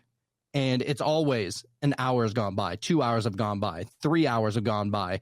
And because it's the mind, you know, the mind. It's like it doesn't care so much about time. Like time is only for this physical reality. So I don't know. It's pretty cool, dude. So when you say that, right, the mind is going crazy. You said releasing the mind, right, and letting it do what it does. Is the mind the same thing as consciousness? Like, can we say that? Is that a thing? Is mind and consciousness the same? Not necessarily. Not necessarily. So I would say that they're, you know, they're neighbors for sure. But like whenever you go and meditate, you know, the goal is to not give any of your emotion or any of your attention to your thoughts. Your mind is generating those thoughts, and it's up to you whether you latch onto them or if you don't. And so the idea is that I always try and come up with, like, whenever I'm trying to go into a meditation, I imagine that I'm like this old dude sitting on a porch in my rocking chair, and I'm just watching traffic go by. But each car that goes by is an individual thought. And I can choose to look at that car, and I can choose to observe that car and observe that thought. But if I'm trying to get to the meditative state, I know that I just got to let that car go. You know, maybe take a little look, whatever. Maybe it's a cool car. But for the most part, you're trying to let all thoughts go, because that is the monkey mind. Like, that is that's the thing that thinks that it knows everything. And so you're trying to detach from that. And Dolores Cannon and a lot of other people who are into this hypnosis, they'll say that you have a left brain and a right brain. And that left brain is more your calculated type of brain where whatever you need that helps keep you logical is your left brain, right? It's your analytical brain. Where your right brain, and this is why most women are so much easier to hypnotize than men. It's not even funny. But the reason is, and the reason why men and women don't get along oftentimes, is because women are more right-brained, men are more left-brained. We're more analytical, we're more logical, where they're more emotion-driven. Yeah. And so I'm trying to get you to that emotional-driven state to where you're not necessarily worried, oh, well, I'm just thinking about this. It's not logical that I'm actually seeing this. I'm trying to cancel that part out of you. So it is the mind, but it's a piece of the mind. It's not the whole mind. No, because the reason I say is because, if consciousness is this interdimensional thing, right, that's able to just go throughout time, ignore the boundaries of everything, and then attach itself to, the crusade, Jacob, and do whatever it does, and then you're able to bring it back. Like that makes sense to me. I got I think it was an email one time or something or other from some lady, or I think it might have been a DM. Anyways, she said that I was it was an astrologer. She did a reading for me, like an in-depth reading. And she said that in a past life, I could have been an alchemist. And again, I'm into the occult and I'm into all this other stuff. And my signs lined up with something about like fire and all this other stuff. So like that would probably be interesting. But like, the fact that this is a thing, bro, that you're able to, and a part of me, the logical side is anyone can make up a good story. We were mentioning earlier, like it's all about good storytelling. The mind can make anything. Like when you're in a float tank, right? When you're in a sensory deprivation tank, which I've done that, your mind goes wild. Oh, yeah. Right. You're like in this endless void. You're just floating there and you start to detach yourself from your body. Like you're just a floating head essentially. And I've been into like deep space. I've been at the bottom of the ocean. I've been through I've been through all those places in that. And how you said, dude, as soon as you book a 3-hour float session and then all of a sudden you see the tank light up on the inside, it's over. Bro, what? Yeah. I've always wanted to do that. I was only in there for 5 minutes. What are you talking about? It's already over. So, again, I find it super fascinating. But the fact that people are able to stuff and what I've always found so amazing is people who can create entire universes, like the Game of Thrones universe, the Star Wars universe, the Star Trek. There are people in our reality, in our time, who can create other alternate reality with straight up lore. Look at the guy from Lord of the Rings making an entire language, right? Tolkien making an entire language. So the fact that people can do that, that's why I'm asking, like, how you're saying if they're doing it for themselves. So if they are bullshitting you, it doesn't matter to you. But for, the something that people always go public with, either a Bigfoot sighting or an alien abduction or like a UFO sighting, people can make that shit up. I've seen 50 UFOs, guys. But there's a lot of things that you would admit are absolutely real that you absolutely cannot prove. So, for example, and I'll give you an example, is like if you just told me a dream, I could choose to accept that you're actually telling me, what actually happened in that dream. There's no way of me knowing that, but you experienced that. Yeah. So, and the same thing of if you got kids, right? Like you can say, I love my kids. Well, how do you prove that? I mean, you can prove it through actions and prove it through always being there, but how do you prove that you emotionally feel love? Like, how do you prove that Wi-Fi is all around us? It's like, you can't see it. Like a lot of this is, it is illogical, but that doesn't mean that it's fake. You bring up a good point. Like the wind is there, you can feel it, but you can't see it. I mean, that's something that we can all agree on. And I think you can only see it if it's up against something else. And the one, there was a quote, I think, is reality is we're all constantly hallucinating, but reality is whenever we all can collectively agree on the hallucination. Reality, and let me look it up here. Subjective reality at that point. Yeah. So reality is the world as it is. Well, Anil Seth, this is the guy. So reality is a controlled hallucination, is what he said, and he has another quote. It's longer than that, where he's like, which is crazy that would determine reality, because they have done like group trips where a group of people will get on some kind of psychedelic and they're all collectively experiencing the same thing. So does that prove that they were in a different reality if everybody is experiencing the same thing within their own mind? What's that then? But that's also extremely hard to accomplish. But it does happen. It does happen. I'm not saying like, oh, well, no. It is a real thing that has happened. But I don't even know what the success rate for that is. I mean, they have groups that do ayahuasca retreats, right? Every weekend they have another group goes out, and it is rare that even more than one person experience the same thing like that. Yeah, but it does happen. Yeah. I mean, I've never experienced it, but I believe that it does happen. And it's like, those stories are what really get me, dude. Whenever it's like, we think that the reality that they're explaining is a subjective reality, but if multiple people are reporting talking to the same being, and oh yeah, you remember whenever I told you go f yourself whenever we were over there, that was funny, and the other person be like, oh yeah, f you too, or whatever. But they're basically like, how could they have known? Like, some people, there was a podcast, and I can't remember his name, but he was recently on the Joe Rogan show less than a month ago. And he was going into the idea of like remote viewing and like that. But basically, they were trying to, it was him and somebody else that was working as a contractor for the government or something like that. But they put themselves in two separate rooms and they went to try and meditate. It wasn't even a trip. It was just a meditation. And they knew where to go. And they were like, I don't remember exactly where it was. It could have been a base on the moon for all I know, or somewhere in some desolate region. There's no way that you would be able to have a full-on conversation, see the same exact things, remember everything, and then bring it back before those two ever even get the opportunity to see each other. So what they'll do is they'll put them in two separate rooms, they'll record what they saw, and then after they record, they reconvene and say, this is what I saw, what did you say, or what did you see? And that is how they're able to like essentially prove that, people aren't bullshitting and lying, because they were separate. Like, it was a controlled environment at that point. So I don't know what to do with that. I would love to experience that one day. That would be really awesome. But I mean, it is a real thing, dude. I think it's just a practice thing, though. So Anil Seth said, we're all hallucinating all the time. When we agree about our hallucination, we call it reality.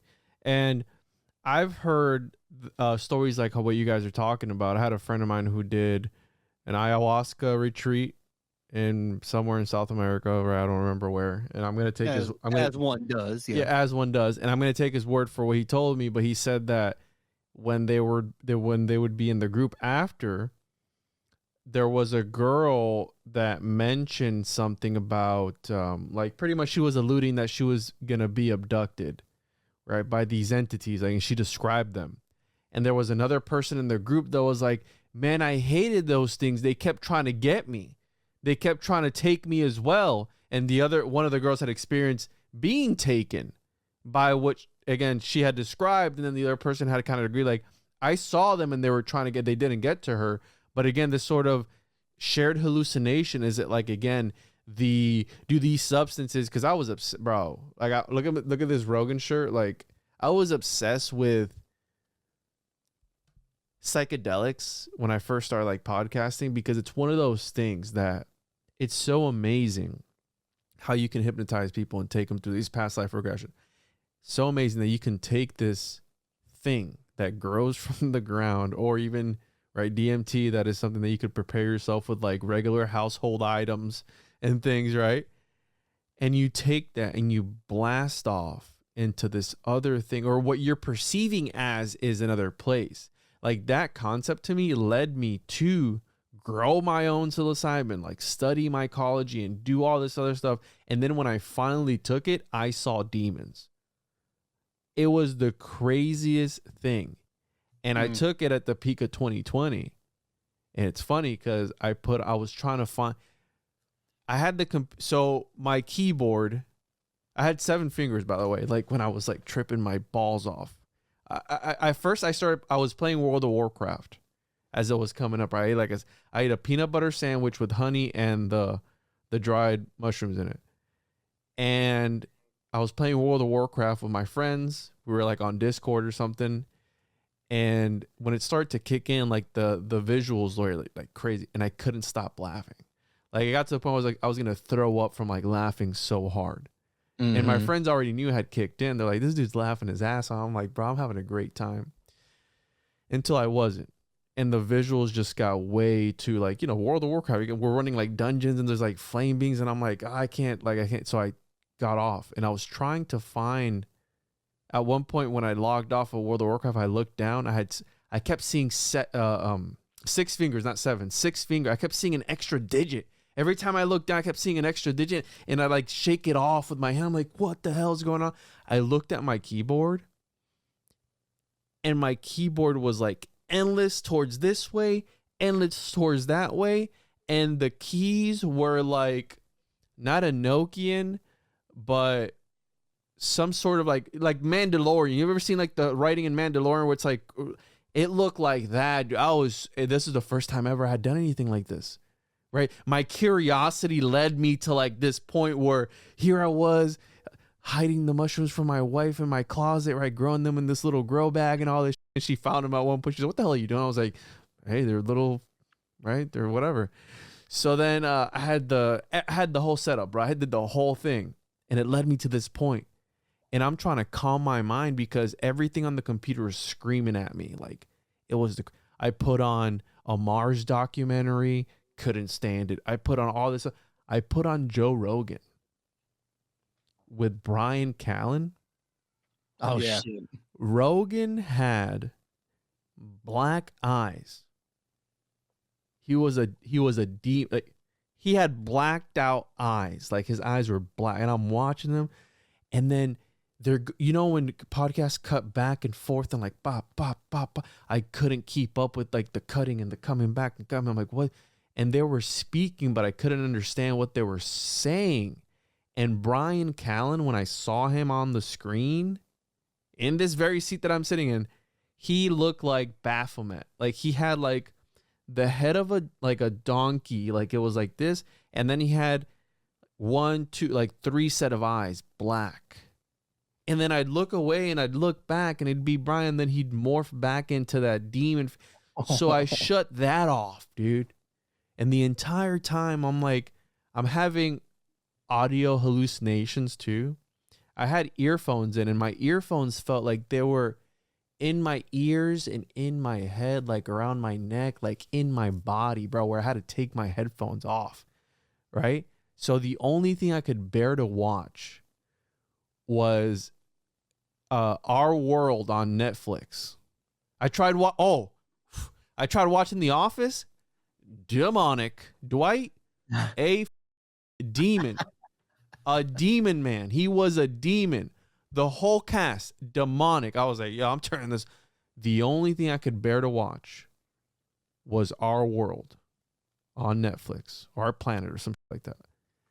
And I remember watching this, and some episodes are the ocean, other episodes are like the Arctic, and they show like the little baby seal, and then they showed a sea lion eating the baby seal, or no, it was a baby seal, and then a polar bear eating the baby seal's head, and I'm like tripping my dick. I'm like, oh my god! Is this the one that Morgan Freeman is narrating?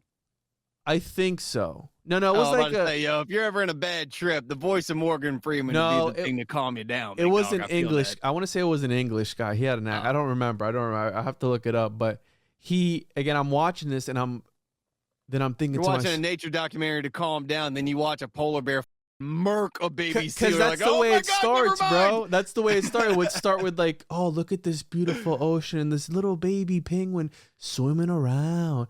Here comes the sea lion. And then it would show like the predator aspect. Boom, demolished it. And then I remember seeing the elephant seals. Mm. And they zoomed into the elephant seals. But every time I would see a group of animals, I would see the group of animals, but endlessly. Like in a cartoon when like there's something coming at it and it's like endless and it's like coming at you like that. Like it never ends. All the fish, they kept like swirling back. I'm like, why the f are there so many? When they showed the elephant seals and they showed the landscape, it was endless elephant seals as far as the eye could see. And I'm like, why the f are there so many elephant seals? What is happening? And then they show them, right, these elephant seals. They're all migrating and the elephant seals are climbing up on these mountains and these cliffs higher and higher because of global warming. Because humanity is and whatever humanity and humans touch, they destroy. And my mind starts telling me myself that we're destroying, we're death. And these elephant seals are climbing higher and higher, trying to get colder and colder. It's a 2-ton animal. So it gets to a point where there's not enough room on the cliff for them, and they start pushing each other off. So you're watching this 2-ton animal on this documentary tumble to its death.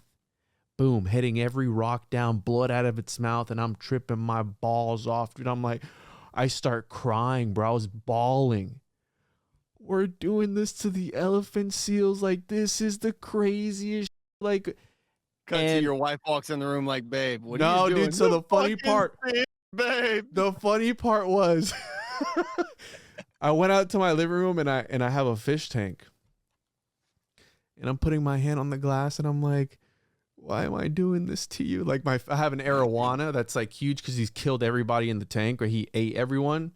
And I'm like, why am I doing this to you, bro? Like I'm like crying to my fish in my living room. Like, why? You know, because again, the mushrooms were telling me like, you know, we need to be better humans. Like it made me reflect internally of things that I was doing at the time, you know, certain things. Honestly, it changed my life. Like I had like a crazy, crazy trip, but it changed my like, it made me appreciate life. And at 3 a.m, right? Cause I did this at the like witching hour. 11 o'clock. Yeah. I started at 11 o'clock and I tripped my balls off to like 6 a.m.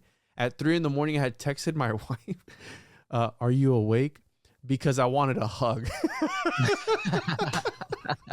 So the next day, it's the great teacher for a reason, bro. It was the craziest. The next day, she's like, why'd you text me? I was like, oh, yesterday I took mushrooms. She's like, oh, so you were tripping. I was like, yeah, I needed a hug. But towards the end of my trip, I started watching Prometheus, the alien movie. Oh my God, bro.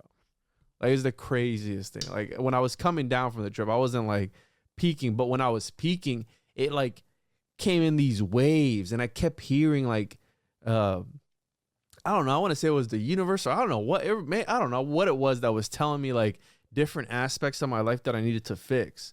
So if you ever not want to hear about like the bad things that you do in your life, don't take mushrooms, because they will reveal to you what you are neglecting or like what you're failing to face.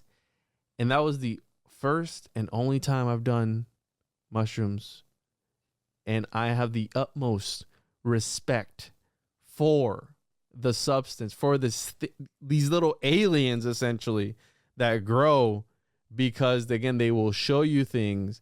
And again, I didn't believe in any of that shit, bro. I was like, this is crazy. And again, I was like 24 years old. I had never smoked weed. I started smoking weed when I started podcasting, right? Like, again, I started doing all these things because you listen to Rogan and you listen to all these guys, and then you get sucked into it. And hey, curiosity killed the cat. And sometime it was at the peak of 2020, right? In like April, when everything was like getting shut down. And I was like, yo, if I have a psychotic break and I have to go to the hospital, I'm going to get sick and I'm going to die. So that just drove my anxiety even more. But honestly, the entire time I had like the worst anxiety you could ever have. And it would like come in, I could feel it, bro. It would like calm down. I was like, oh. And then I could feel the wave coming back. I was like, and I kept telling, I'm like, no, no, no, please no. And then it would just be like, holy shit. Like I could see like, I don't know what I was seeing, bro. I could like feel the universe like at the peak of the craziest shit. And it was like, oh, and then it would let me go. And I was like, I remember I was like talking to myself. I'm like, I don't want to be here anymore. I don't want to be here. Like, I want this to stop. But there was like that little voice that was like, no, you wanted to be here. Now we're in it. Yeah, buddy. Now there's no turning back. And it was just wave, man, ringing me the whole night. And I'm like, I just want to, these animals, man. Like, what are, we're killing the elephant seals. And again, it changed my life, bro. And the next day, I was like in between the two realities a little bit. Like when I woke up, and it made me like, I remember looking at my kids and I'm like, are you real? I wanted to make sure that they weren't like a hallucination. I'm like, are you? Man. And I could feel like a sense of appreciation. It's the weirdest. Like I can't even describe it. But it is potent, powerful, and not for the weak at mind, for sure. Like if you got that you got to work on, it can be a very powerful tool in that sense. Like if you're looking for some kind of answers, what do I want deeply internally? What do I want out of my life? Am I supposed to be with this person? Am I supposed to be doing this job?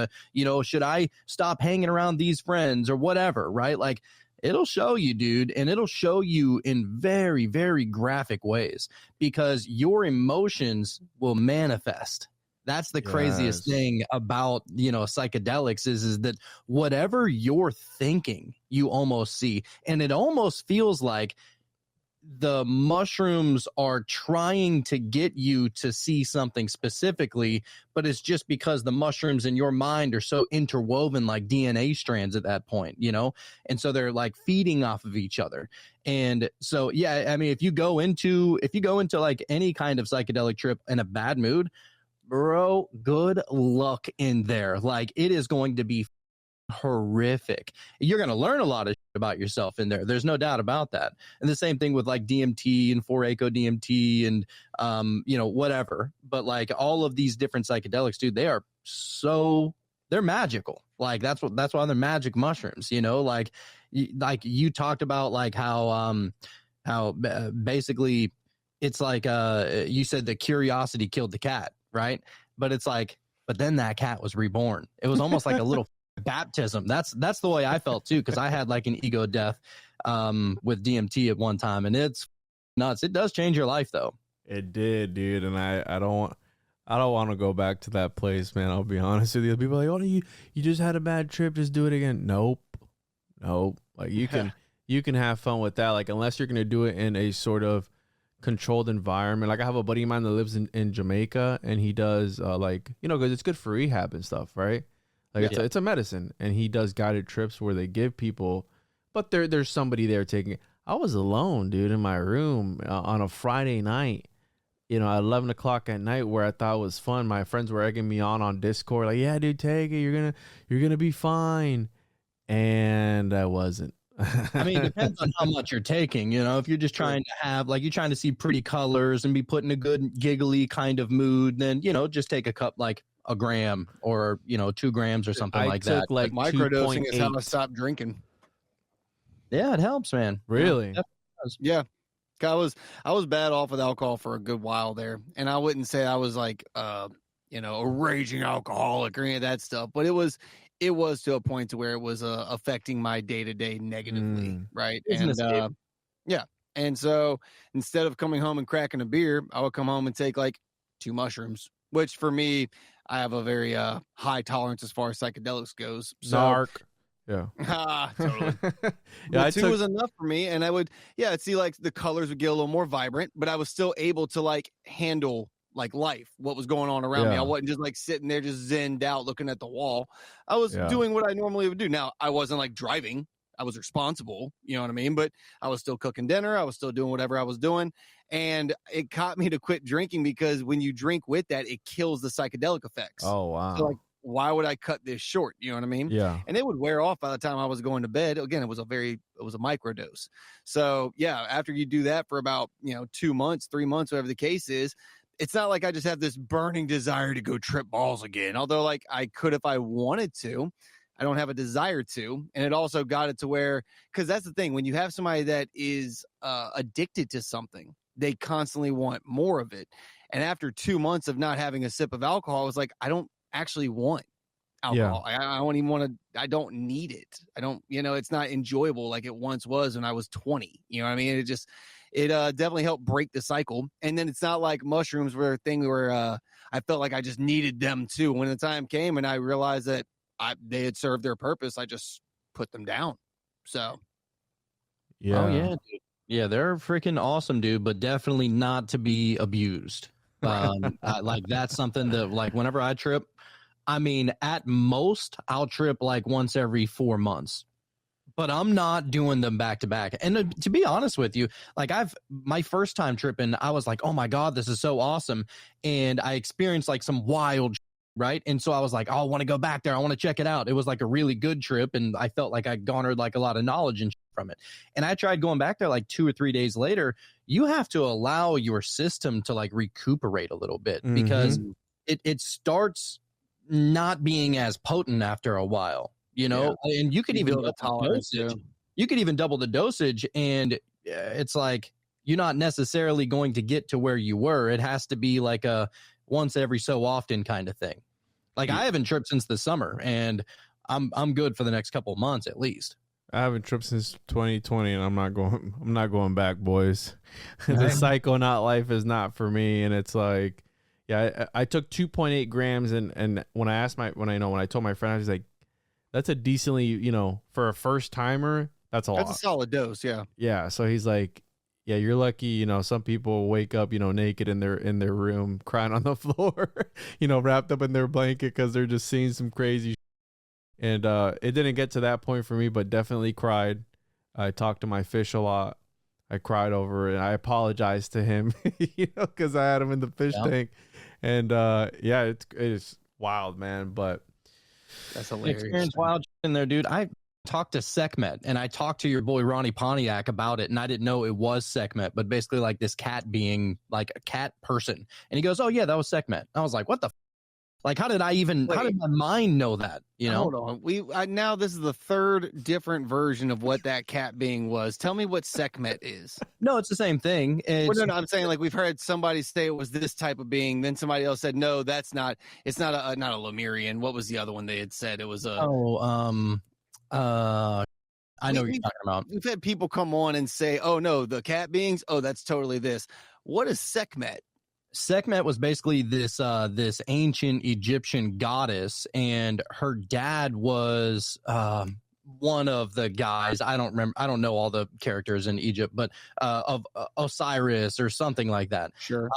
But Sekhmet, and basically it was like a cat person kind of deity thing, and this one was like very dangerous and what had like a bloodlust and like would go around killing people just because she wanted to get high off of their blood and all that. But it was known that she was a bit of a scarlet whore. And yeah. And so whenever I was tripping, I was especially going through like a bad time in my life, and she came and like started cuddling up on me in my bed, bro. Like I felt her body up against me. I felt her demons. Her actual purring vibrating up against my body. And so, I said that to Ronnie, and I was like, dude, it was so strange because for some reason I'm going through this very hard time, and she's like basically trying to be there for me. But I felt so bad because I was getting horny from it. I was like, dude, get your mind out of the gutter for 1 second. Just appreciate it for what it is. He goes, oh no, yeah, that was Sekhmet. Like that's the effect that she has. And I was like, what? That's like a real thing. And then you find out the story of Sekhmet, where basically Osiris or whoever it was, basically he was like, well, look, you're going around and you're killing everybody. And he was like, there's not going to be anybody left to be able to worship me anymore. And so he tricked her into drinking this other kind of blood-like substance. Probably. And I don't know. It was Probably. red. But anyway, so she went down and drank it, and then she evolved into this other character known as Hathor. and Hathor is supposed to be, you know, like this loving, kind goddess lady. So basically it's like the dichotomy of the two things. And I don't know, crazy story. I mean, those Egyptian stories are wild. Yeah. A lot of those Mediterranean pagan pantheons are wild. As the Greeks, the majority of the stories are Zeus not being able to keep it in his pants, right? Yes. The Romans, it's mostly Jupiter not being able to keep it in his pants. You look at the entirety of the Egyptian lore, like it's wild. I've gone on about how Thoth got his cum crown from Seth and Horus and that whole debacle, and it's wild. And I'm not saying that in a demeaning way. I'm saying that, like, yeah, those pantheons tend to be very sexually driven, character arcs, Stories. if you will. It's just the mythology of them. And, you know, the goal in my mind, I like to look at everything esoterically. So do I think that there actually was a CAD person? No, I don't. I'm not going to sit here and assume that those people believe that she actually was a real person or whatever. They probably did. Mm-hmm. But for me, I like looking at it for the esoteric understanding of it. And whenever you think about, like, what do these people represent as symbols? And so if you look at the Sekhmet and the Hathor dichotomy, basically it kind of is like your left brain versus your right brain. That one that is addicted to this material realm just needs more materialistic, you know, addicted to sex, addicted to whatever kind of substance. And then the other one, who she evolved to be, was this, you know, very loving kind of loving queen goddess type of thing. And so I don't know. I like the esoteric understanding of it personally. I don't know if that's the correct way to look at it, but that's the way I interpret it. Boys, any closing thoughts on this episode before we get the out of here? Kind of bounced all over on this one, honestly. Yeah, we did. Well, look, you know, It's if you're trying to find the Cult of Conspiracy podcast, you like the things that we had to say here. This is not typically the kind of conversations that we have, but we do get a little weird from time to time. But if you are interested in any kind of conspiracies, we get into some of the esoteric kind of from time to time, but we like to stick to the conspiracies. We actually just did a show yesterday on John Teeter, who was a time traveler. That was a lot of fun. But we stay up to date with a lot of things that are going on in the world and politics and stuff like that. So if you're interested in that, we actually are releasing 11 shows a week, sometimes 2 a day. Holy shit. We're basically trying to build like this network. And so we have Josh Monday on the show, Cosmic Peach on the show, Strange Brew comes on the show. We just got the White Rabbit on the show, and amongst others that are to come as well. So if you just want to be surrounded by conspiracy every single moment of your life, I promise you, you will not get bored. You're never going to run out of anything. I think we're on like episode 700 or something by now. I don't even know what we're up to now, but Coming up on 8, dog. We are rapidly approaching 8. Coming up on 8. So if that's something that you're into, come check us out at Cult of Conspiracy Podcast, or the podcast Cult of Conspiracy. We're also on Instagram at Cult of Conspiracy Podcast. And if you're interested in listening to our video content, get the shows a couple of days in advance, completely commercial free, and you get to join us every Tuesday night at 9 p.m. Central. We have a live show, and that is for the Patreon members that are on the Third Eye All the Way Open tier. And those Tuesday night shows, guns be getting wild over there. It is all over the place. And what's awesome about that is that we like to intertwine all of the good cult members out there. So if they have any kind of question, or they want us to look into something, they want our opinion on something, it's we work together on that show, and it's a really fun time. So yeah, Juan, man, we appreciate you having us on the show, dude, and you're always a pleasure to talk to, sir. Yeah, definitely not the average show, but who cares, man? We're here to have fun. I had a ton of fun today. I appreciate you guys joining me. And yeah, make sure to follow me over on my side of things, www.tjojp.com, patreon.com/the101podcast. Make sure to sign up if you don't like the ads and all that stuff. Are ad-free, same old thing, right? We just got demonetized on YouTube. It doesn't look like we're going to be monetized for a while. So come support the show. Come have a good time. And thank you guys again for joining me. This was super fun. And as always, everyone will catch you on the next one. Bye.